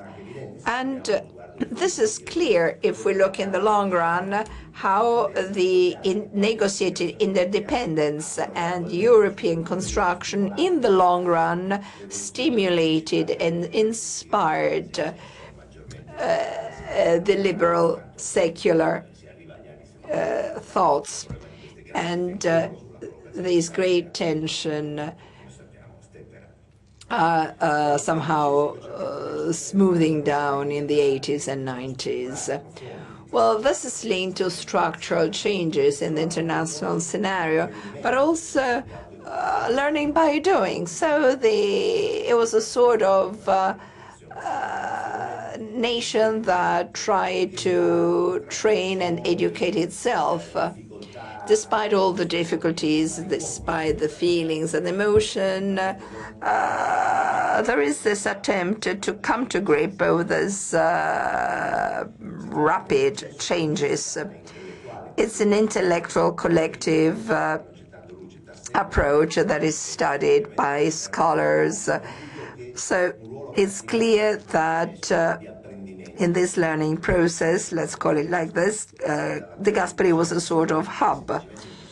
And it's impossible not to consider De Gasperi's role, considering all this transition in the Republican years. First of all, because he was prime minister, so he was there, but also because more than others, he was one of the few to understand better what's happening.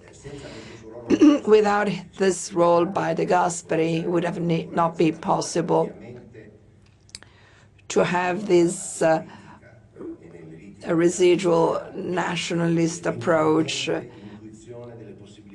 the possibility to believe in growth, because very few believed in the possibility for Italy to grow, and the possibility to pass from a disruptive state to progress.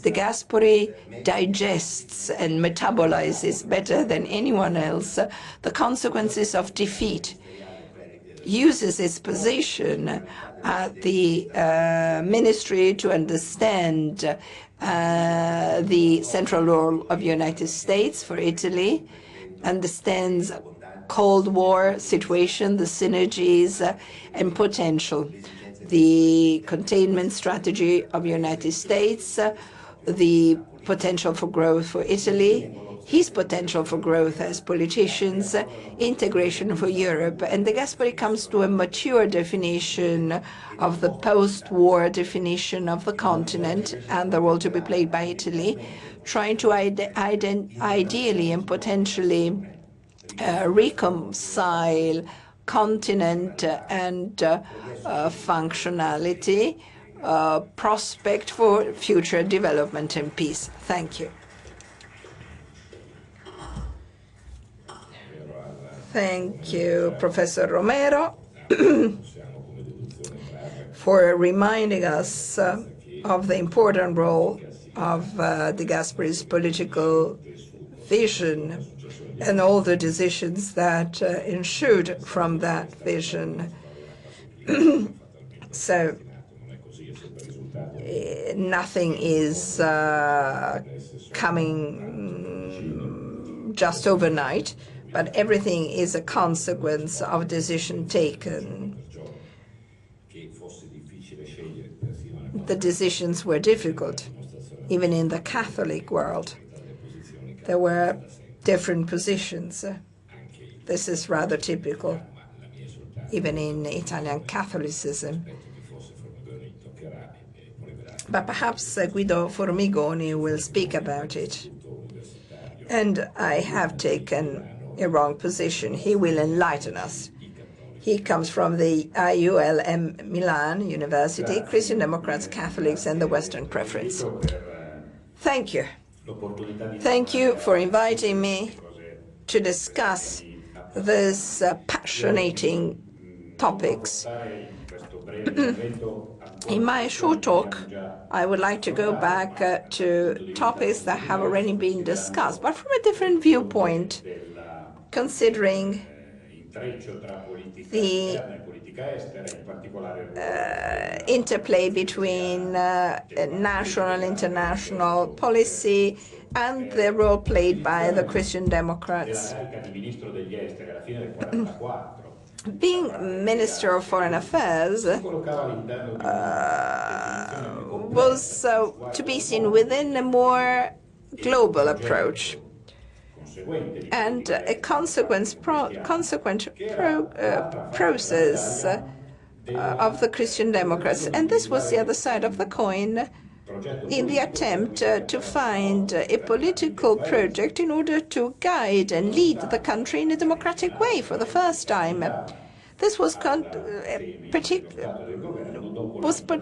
particularly new because we had dictatorship and defeat, so it was new to Italy. So domestic and foreign policy had to be closely knitted together. The essential point of Christian Democrats' attempt was a very patriotic approach. Sometimes this was neglected and the Catholics were blamed to be not very nationalistic or patriotic. This is not true. Of course, we had this universal mission that was shared by most Italian Catholics and was particularly linked to the fact that the Holy See is in Italy. For De Gasperi, this was his design to design a domestic policy to come out of this stagnation. And it was not really Western approach initially. Italy, because of the military consequences of the war, was in a Western setting. But this meant that there were some possibility and limits in economic terms, in the liberal approach, in the reconstruction, thanks to the American resources. Wheat that had to be shipped, otherwise there was no food in Italy. Stopping possible revolutionary attitude, having a liberal approach in October 1945, and I quote, De Gasperi said, "We have to consider that even if at the end we will have to pay for the pay the count, we cannot survive without foreign help, foreign aid." So he was not, the Christian Democrats were not immediately deciding for or against the United States. They progressively discover the United States. And the great winning coalition was offering some option and possibility, and this was very much in line with the deeply rooted beliefs of Christian Democrats. And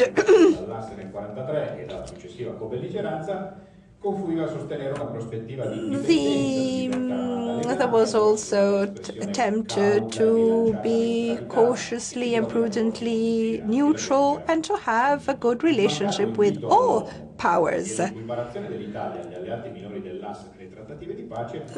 the peace treaty, however, Italy was very disappointed not being invited to join the great powers.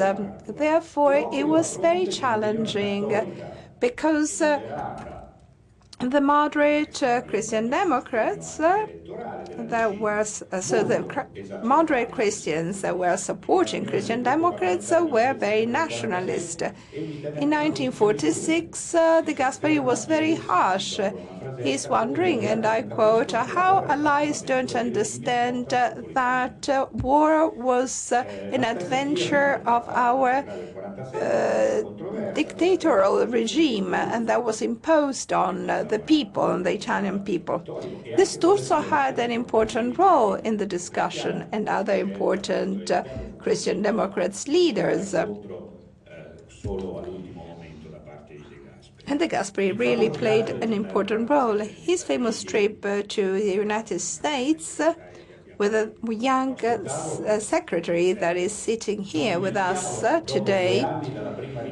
After 2 years, De Gasperi had been asking to go to Washington, and his application was not accepted, so he had to wait 2 years before going to the States. And his trip ended with the support of United States and a new scenario. The leader, in fact, the Italian leader could reassess the American policy that was changing and to find an option for Italy. If we read the documents, it's clear that there was no American diktat. There weren't any reason to abandon certain internal policy. So in 1947, it was decided to consider Cold War as something essential that had to be taken stock of. And it was important also for a stable democratic design and approach, not to repeat the mistake of the past. So in June, the communist marginal group was excluded. And the Marshall Plan was coming in. The idea was to have a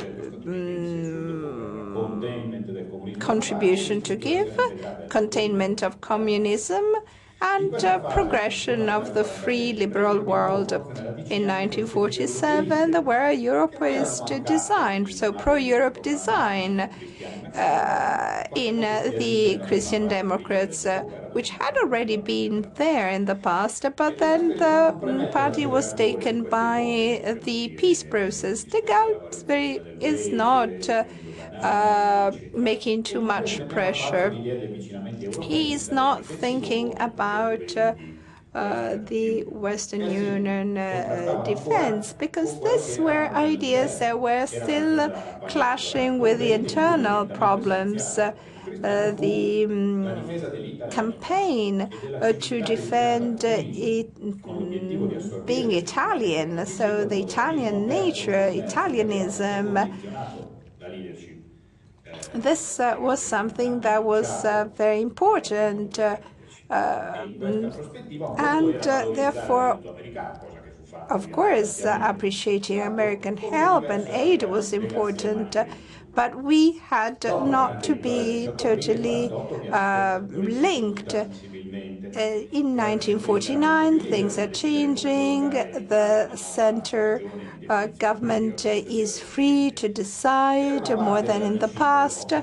For part of the left-wing Gronchi-sided Christian Democrats, there were some discussion. It was not a question of Italian neutrality. There were only a few who supported neutrality, but an attempt to insist on the European problem with some ideologic radical approach, like a third way. Londra was somehow London was somehow questioned, so the discussion is Western design and not the Atlantic Treaty yet. This had some religious approach in the Christian Democrats, that is to say, religion being above West and East. And then Monsignor Tardini was in favor of a lower role of Italy to be played in terms of military intervention or military forces. When De Gasperi understood the idea of the Atlantic Treaty in its infancy, and De Gasperi decided to participate and therefore had made some pressure on the political party. The internal discussion is very heated, and it was a fruit of a dual understanding. And I refer here to what Federica and Antonio said, that is to say, being semi-anchored to something strong and sound for democracy and enhancing the role of Italy. And I mention, and I quote again what De Gasperi said in 1949, we have to reassure the Italian people the fear of war is not there any longer. And we have also to reassure our allies that have not forgotten fascism and the danger of fascism. And then I quote again, we have to preserve American friendship. United Europe will always have time to have its say between the two giants. So a very vibrant discussion, but then De Gasperi's theses were welcome, and Monsignor Montini and Pope Pacelli supported his ideas. It was more challenging to have the acceptance of the new allies.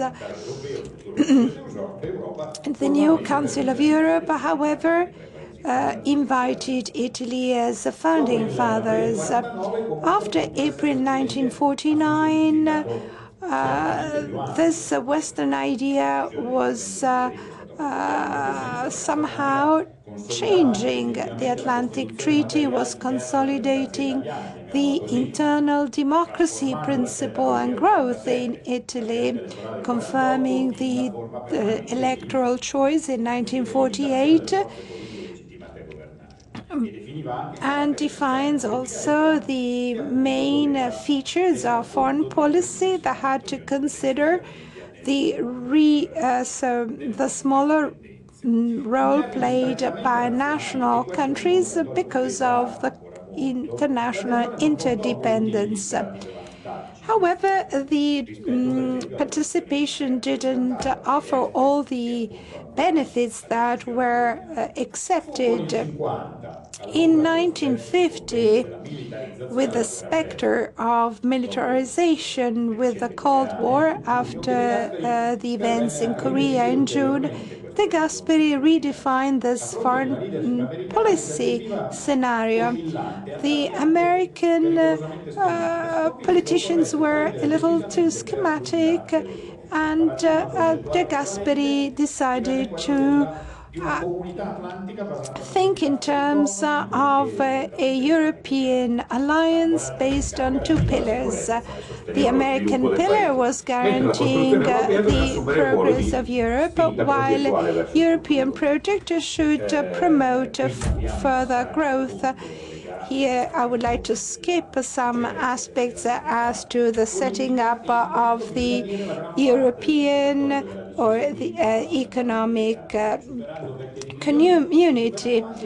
And De Gasperi's role that was not only based on Catholic support. The sixth government of De Gasperi in 1950-51 is based on a project that promotes growth and development, containment of American pressure, and more democracy. Speaking in Washington in 1951, De Gasperi said, we need something good for our young people. We should not be on the defense. We should not only defensive policy, we have to speak about growth, economic growth and democracy. Truman, with McCarthyism, made some pressure. A flexible approach was chosen, of course. There was propaganda against the fifth column of the communists after the Korean War. But this did not have a major impact domestically. There were pressure by Americans, and De Gasperi, the Council Minister, said, I will never tolerate that Italy is treated as a colonial country. In 1953, De Gasperi anticipated that Europe that could defend itself could help the Americans to demilitarize, so to decrease the military power and presence. So it was an anticipation of events to come. To conclude, I think that we can say that this turning point, so the apex of the history of De Gasperi and Christian Democrats doesn't proceed hand in hand with an organic development. The pressure for change had to be smoothed down with the Pella legislation in June 1951. The pro-Europe design change, and then there was some delusion in 1954, and all the polemical discussion about a strong state and the heated discussion about the electoral law. Perhaps there was no possibility to find a leitmotif in the foreign and domestic policy. This explains that there were some difficulties and some bitterness in the late year of De Gasperi. His mistrust about the first mild openings in the Cold War, which is not typical of De Gasperi. But in this series of problems, we can find the very origin of the limits in its legacy. It's a tormented legacy that had to be processed over and over, as it usually typically happens with the most important human events. Thank you.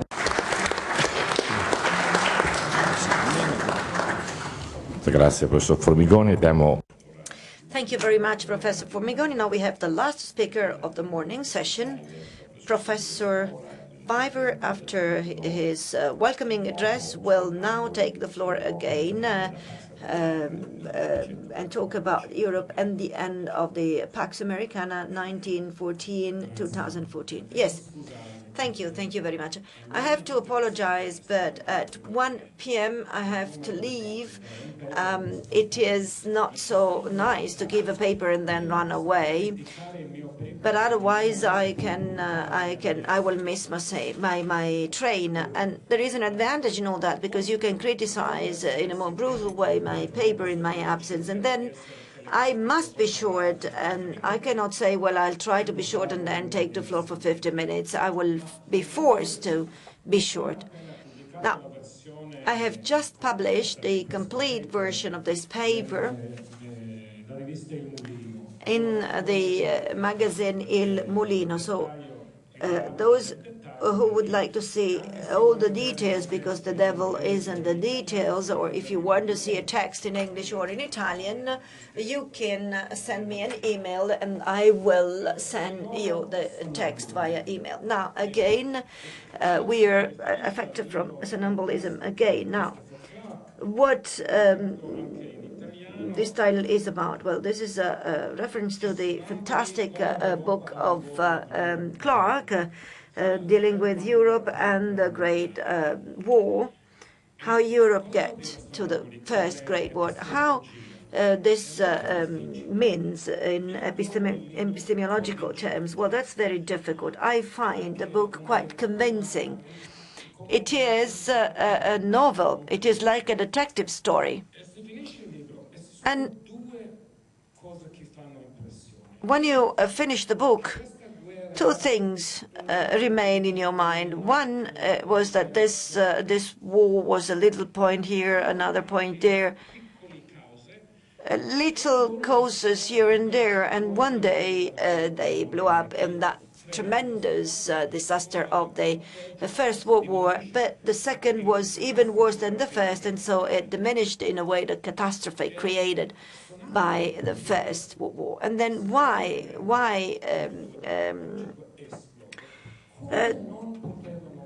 the people didn't see that? Because in reading Clark, it is so obvious that a catastrophe is about to come along. We were all affected from somnambulism. It is difficult in the point of view of the etymology of that, because if Clark had published this book in 1913, he would have been attacked as being affected from somnambulism. Now, if he had said then what he's now saying after 100 years, he would have been taken for a fool. Now, why I say that we are again affected from somnambulism now? Because the threats to our security are thousands times bigger than what we would like to admit, and it could occur in the same way, which is not like in the Cold War. It's not just a threat of a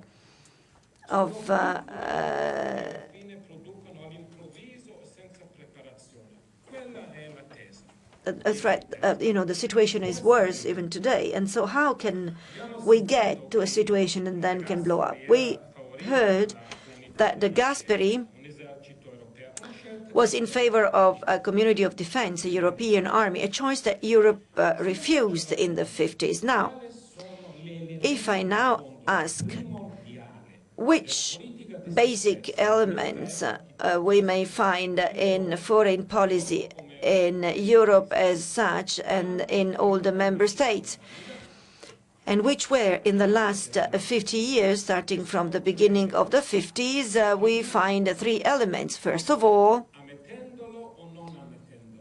either we admit it or not, but the security policy was the Pax Americana. If there is a serious threat to our security, the Americans will come and defend us. And in order to avoid this possibility in everyday security policy, the Americans would provide the deterrence. Now, there were ideologic discussion. Is the Cold War a threat, a real threat, or an American invention? Well, we do not have to go into the detail down there. There was always the risk, because there is no risk because the Americans will be there. This is the first element, and I think this was the basis for the security policy of Europe and the Europeans in the following 60 years, in the positive and in the negative, of course. The second element, as a consequence of that, when we enter this second field, and the purpose of the European policy is to protect our interests in the world.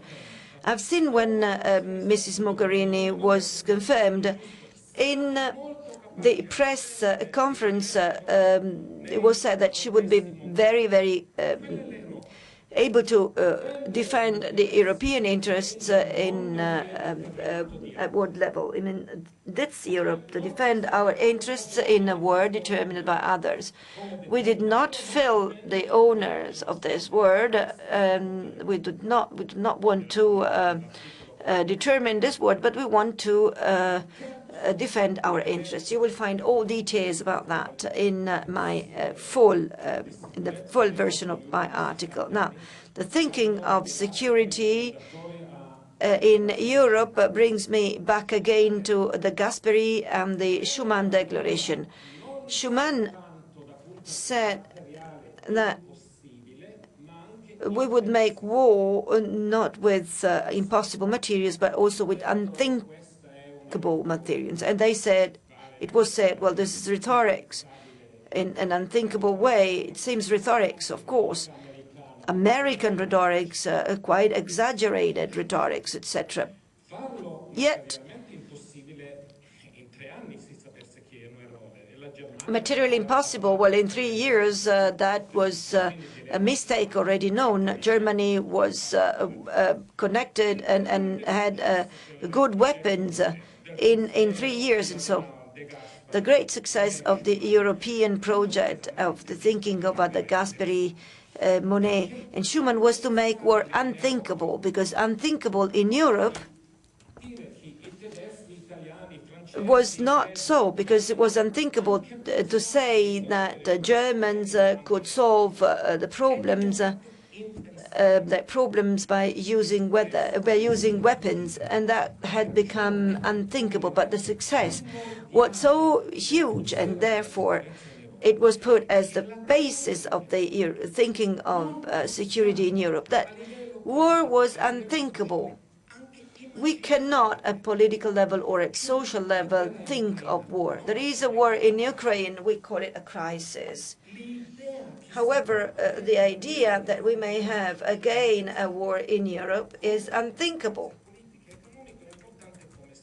because this would have economic and political consequences that are unthinkable. Now, this is the first thing. Now, at the level of implementation, not at the level of basis. I mean, the Gulf makes a preparation, and the risks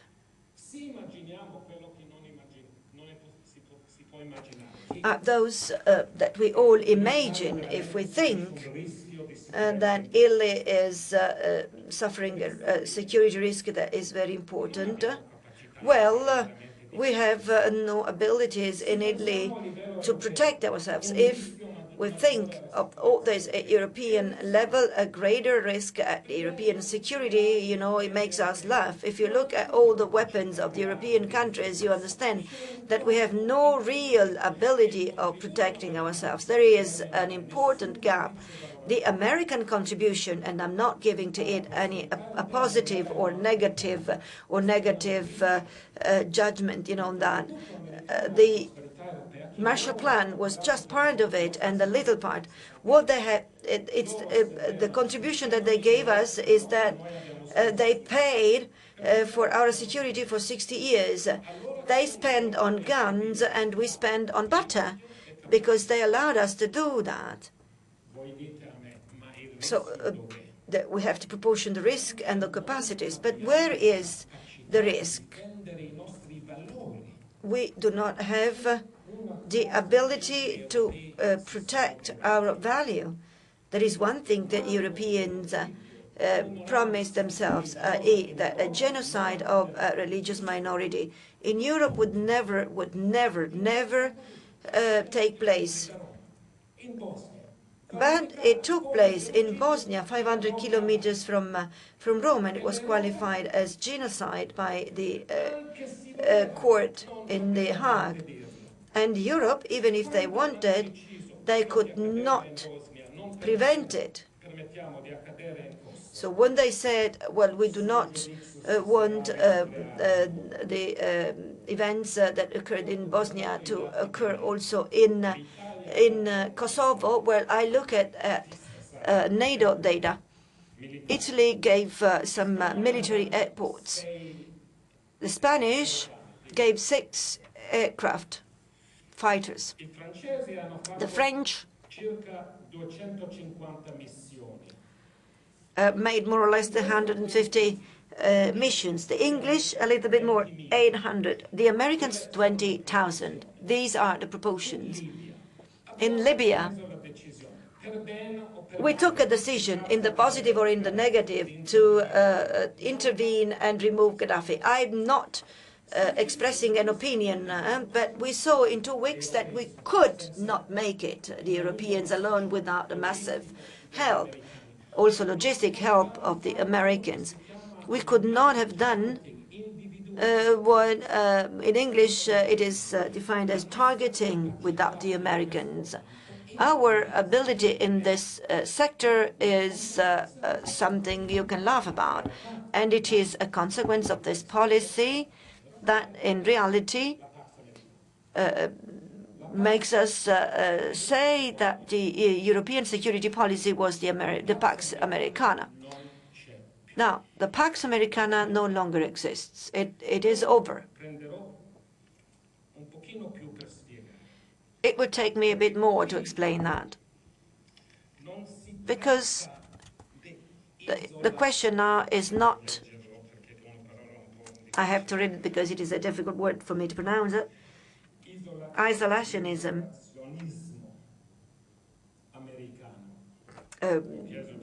by the United States of America. I just apologized for my language because I have become Italian citizen 2 days ago. It is not like after the Vietnam. No. Not to some extent, the American commitment did not withdraw, but increased, and it has increased in the last 10 years. The zeroing of relations with Russia, the turning towards Asia, the attempts to intervene in the Israelo-Palestinian situation, direct and indirect activity in Egypt and the Arab Spring, the after Afghanistan, the after Iraq. Now with ISIS and the problem of ISIS and the American attempt with Ukraine to mobilize for sanctions, well, this is an America that is highly involved in the world. It is not the attitude of someone who wants to give up. But the problem is the possibility is to be up to the situation. They are no longer able to do that. If we take this list that I just read, then zeroing with Russia, well, we are again in a situation of Cold War, more or less. Israel-Arab conflict, Israelo-Palestinian conflict, we can say that the American position is humiliating for America, no influence neither on the Palestinians nor on the Israelis. And in Gaza, they were powerless, and not because they didn't want to do something. In the Arab Springs, the Americans were just observers.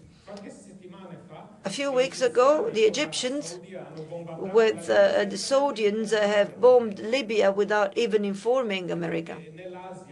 And Asia? What about China? What happens in South China Sea in the relationships they have with Vietnam and Taiwan and Japan? Where is the American influence there? Now, the problem is not isolationism of the United States of America. It is their global authority that has diminished, and therefore the Pax Americana no longer exists. And we suffer from somnambulism if we continue to think that we rely on the Pax Americana. This is not the end of empire. The Americans are a superpower, and they will remain like that.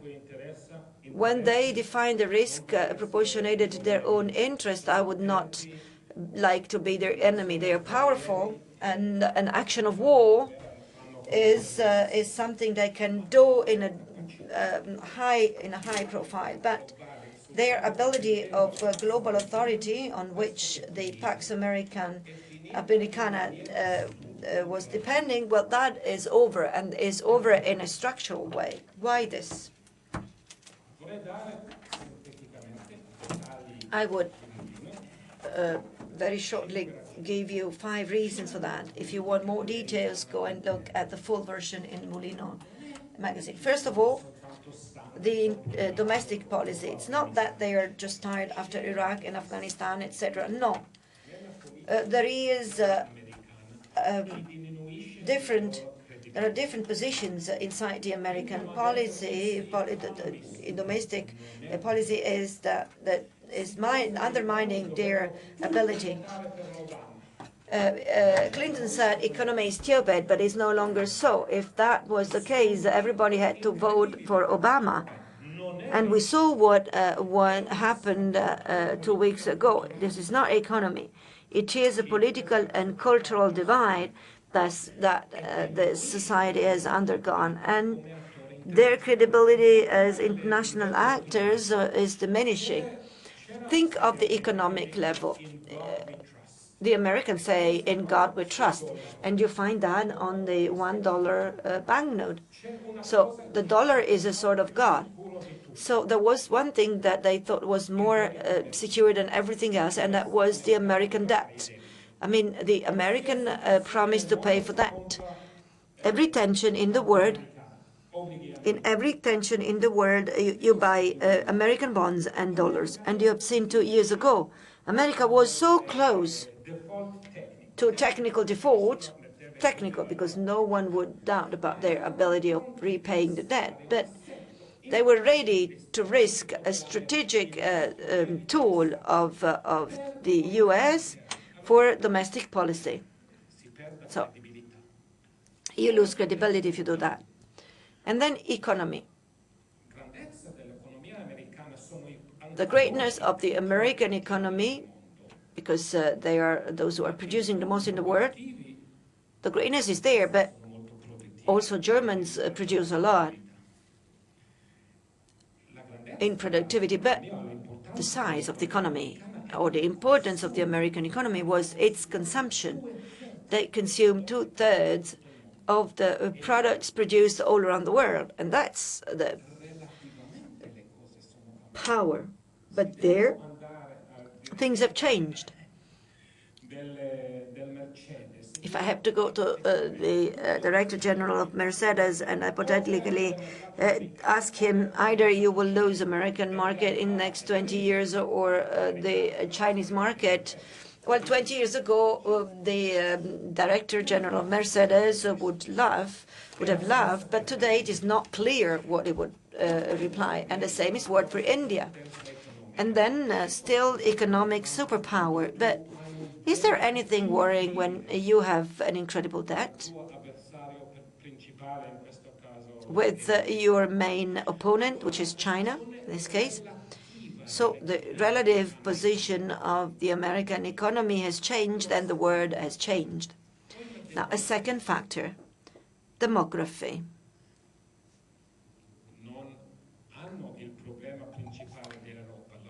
They do not have the main problem of Europe. The greatest problem, security, euro, everything is diminishing in comparison with our main challenge, that we are not producing children, and this is the demographic suicide of Europe. And this is the most important problem in Europe. So, but it's not mentioned because the elections do not depend on that. The Americans, they have a positive growth, 300 million. In 20, 30 years, there will be 320. So they are more, they are better than us in accepting immigration and integrating immigration, because in America, the word assimilation is not a bad word. You come to us, you're welcome, but your children must support Yankees as football team, and they have to be American dream of becoming a president one day. Our immigration policy is more complex, but they are 300 million. China is 1.8 billion. India also. What 1.8 billion poor people is not relevant, but 1.8 billion people who are getting rich, well, this is a different story. And so the demography of America has changed. And finally, the moral authority has changed. During Cold War, either you love the Americans or you did not love the Americans. There were 30 democracies, and they could have the flag, the United States of America could have the flag of protectors of freedom. Now we have 150 democracies in the world. Some of them are very fragile, some of them have just the name of democracy, but this is not the word of the Cold War. And then there is Iraq, Afghanistan, Guantanamo, and then Snowden.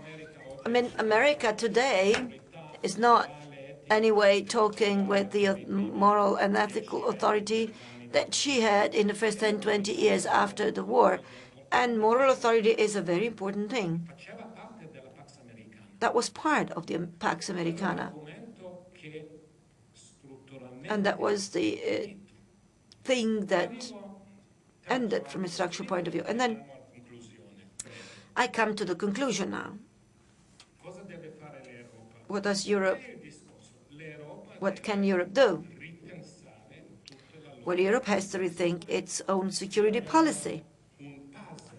We here have a puzzle, because normally you say the whole is greater than the parts. And in European security, the whole is smaller than the single parts. If we look at the spending for that is not sufficient, but each state has to provide its own spending. Why? Because sovereignty, when you talk about security, sovereignty is untouchable. If there is a field where there is no sovereignty of the member states, it's the security. But they look at that, the generals look at economic interests, and each one does this in an individual way. When you look at whole spending for security in Europe, that is not so bad. The effect is not effective because we are doing each one individually. But then I am a pessimist on that, because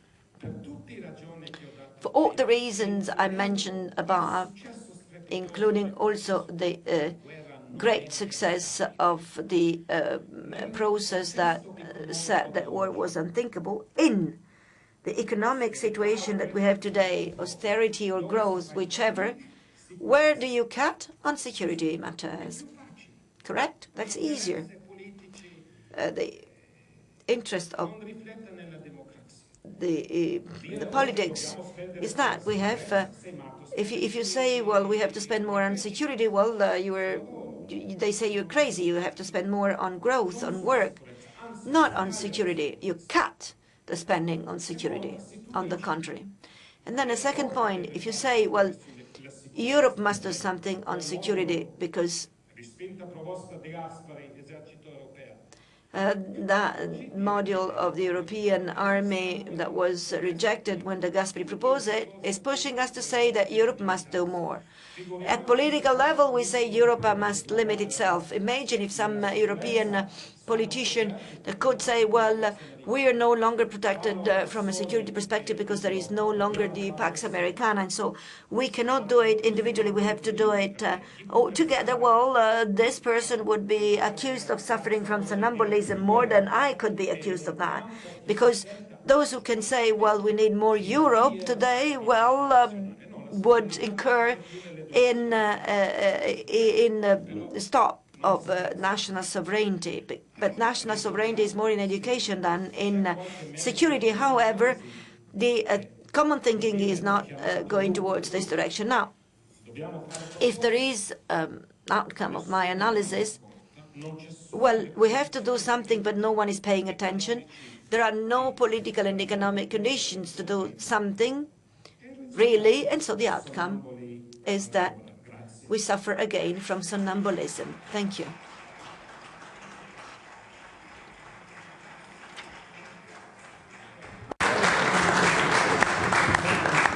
Mi raccomando, i dettagli. Recommend read Il Mulino publication because it is more sophisticated than what I've said today. So just read it. Thank you, Professor Weiler.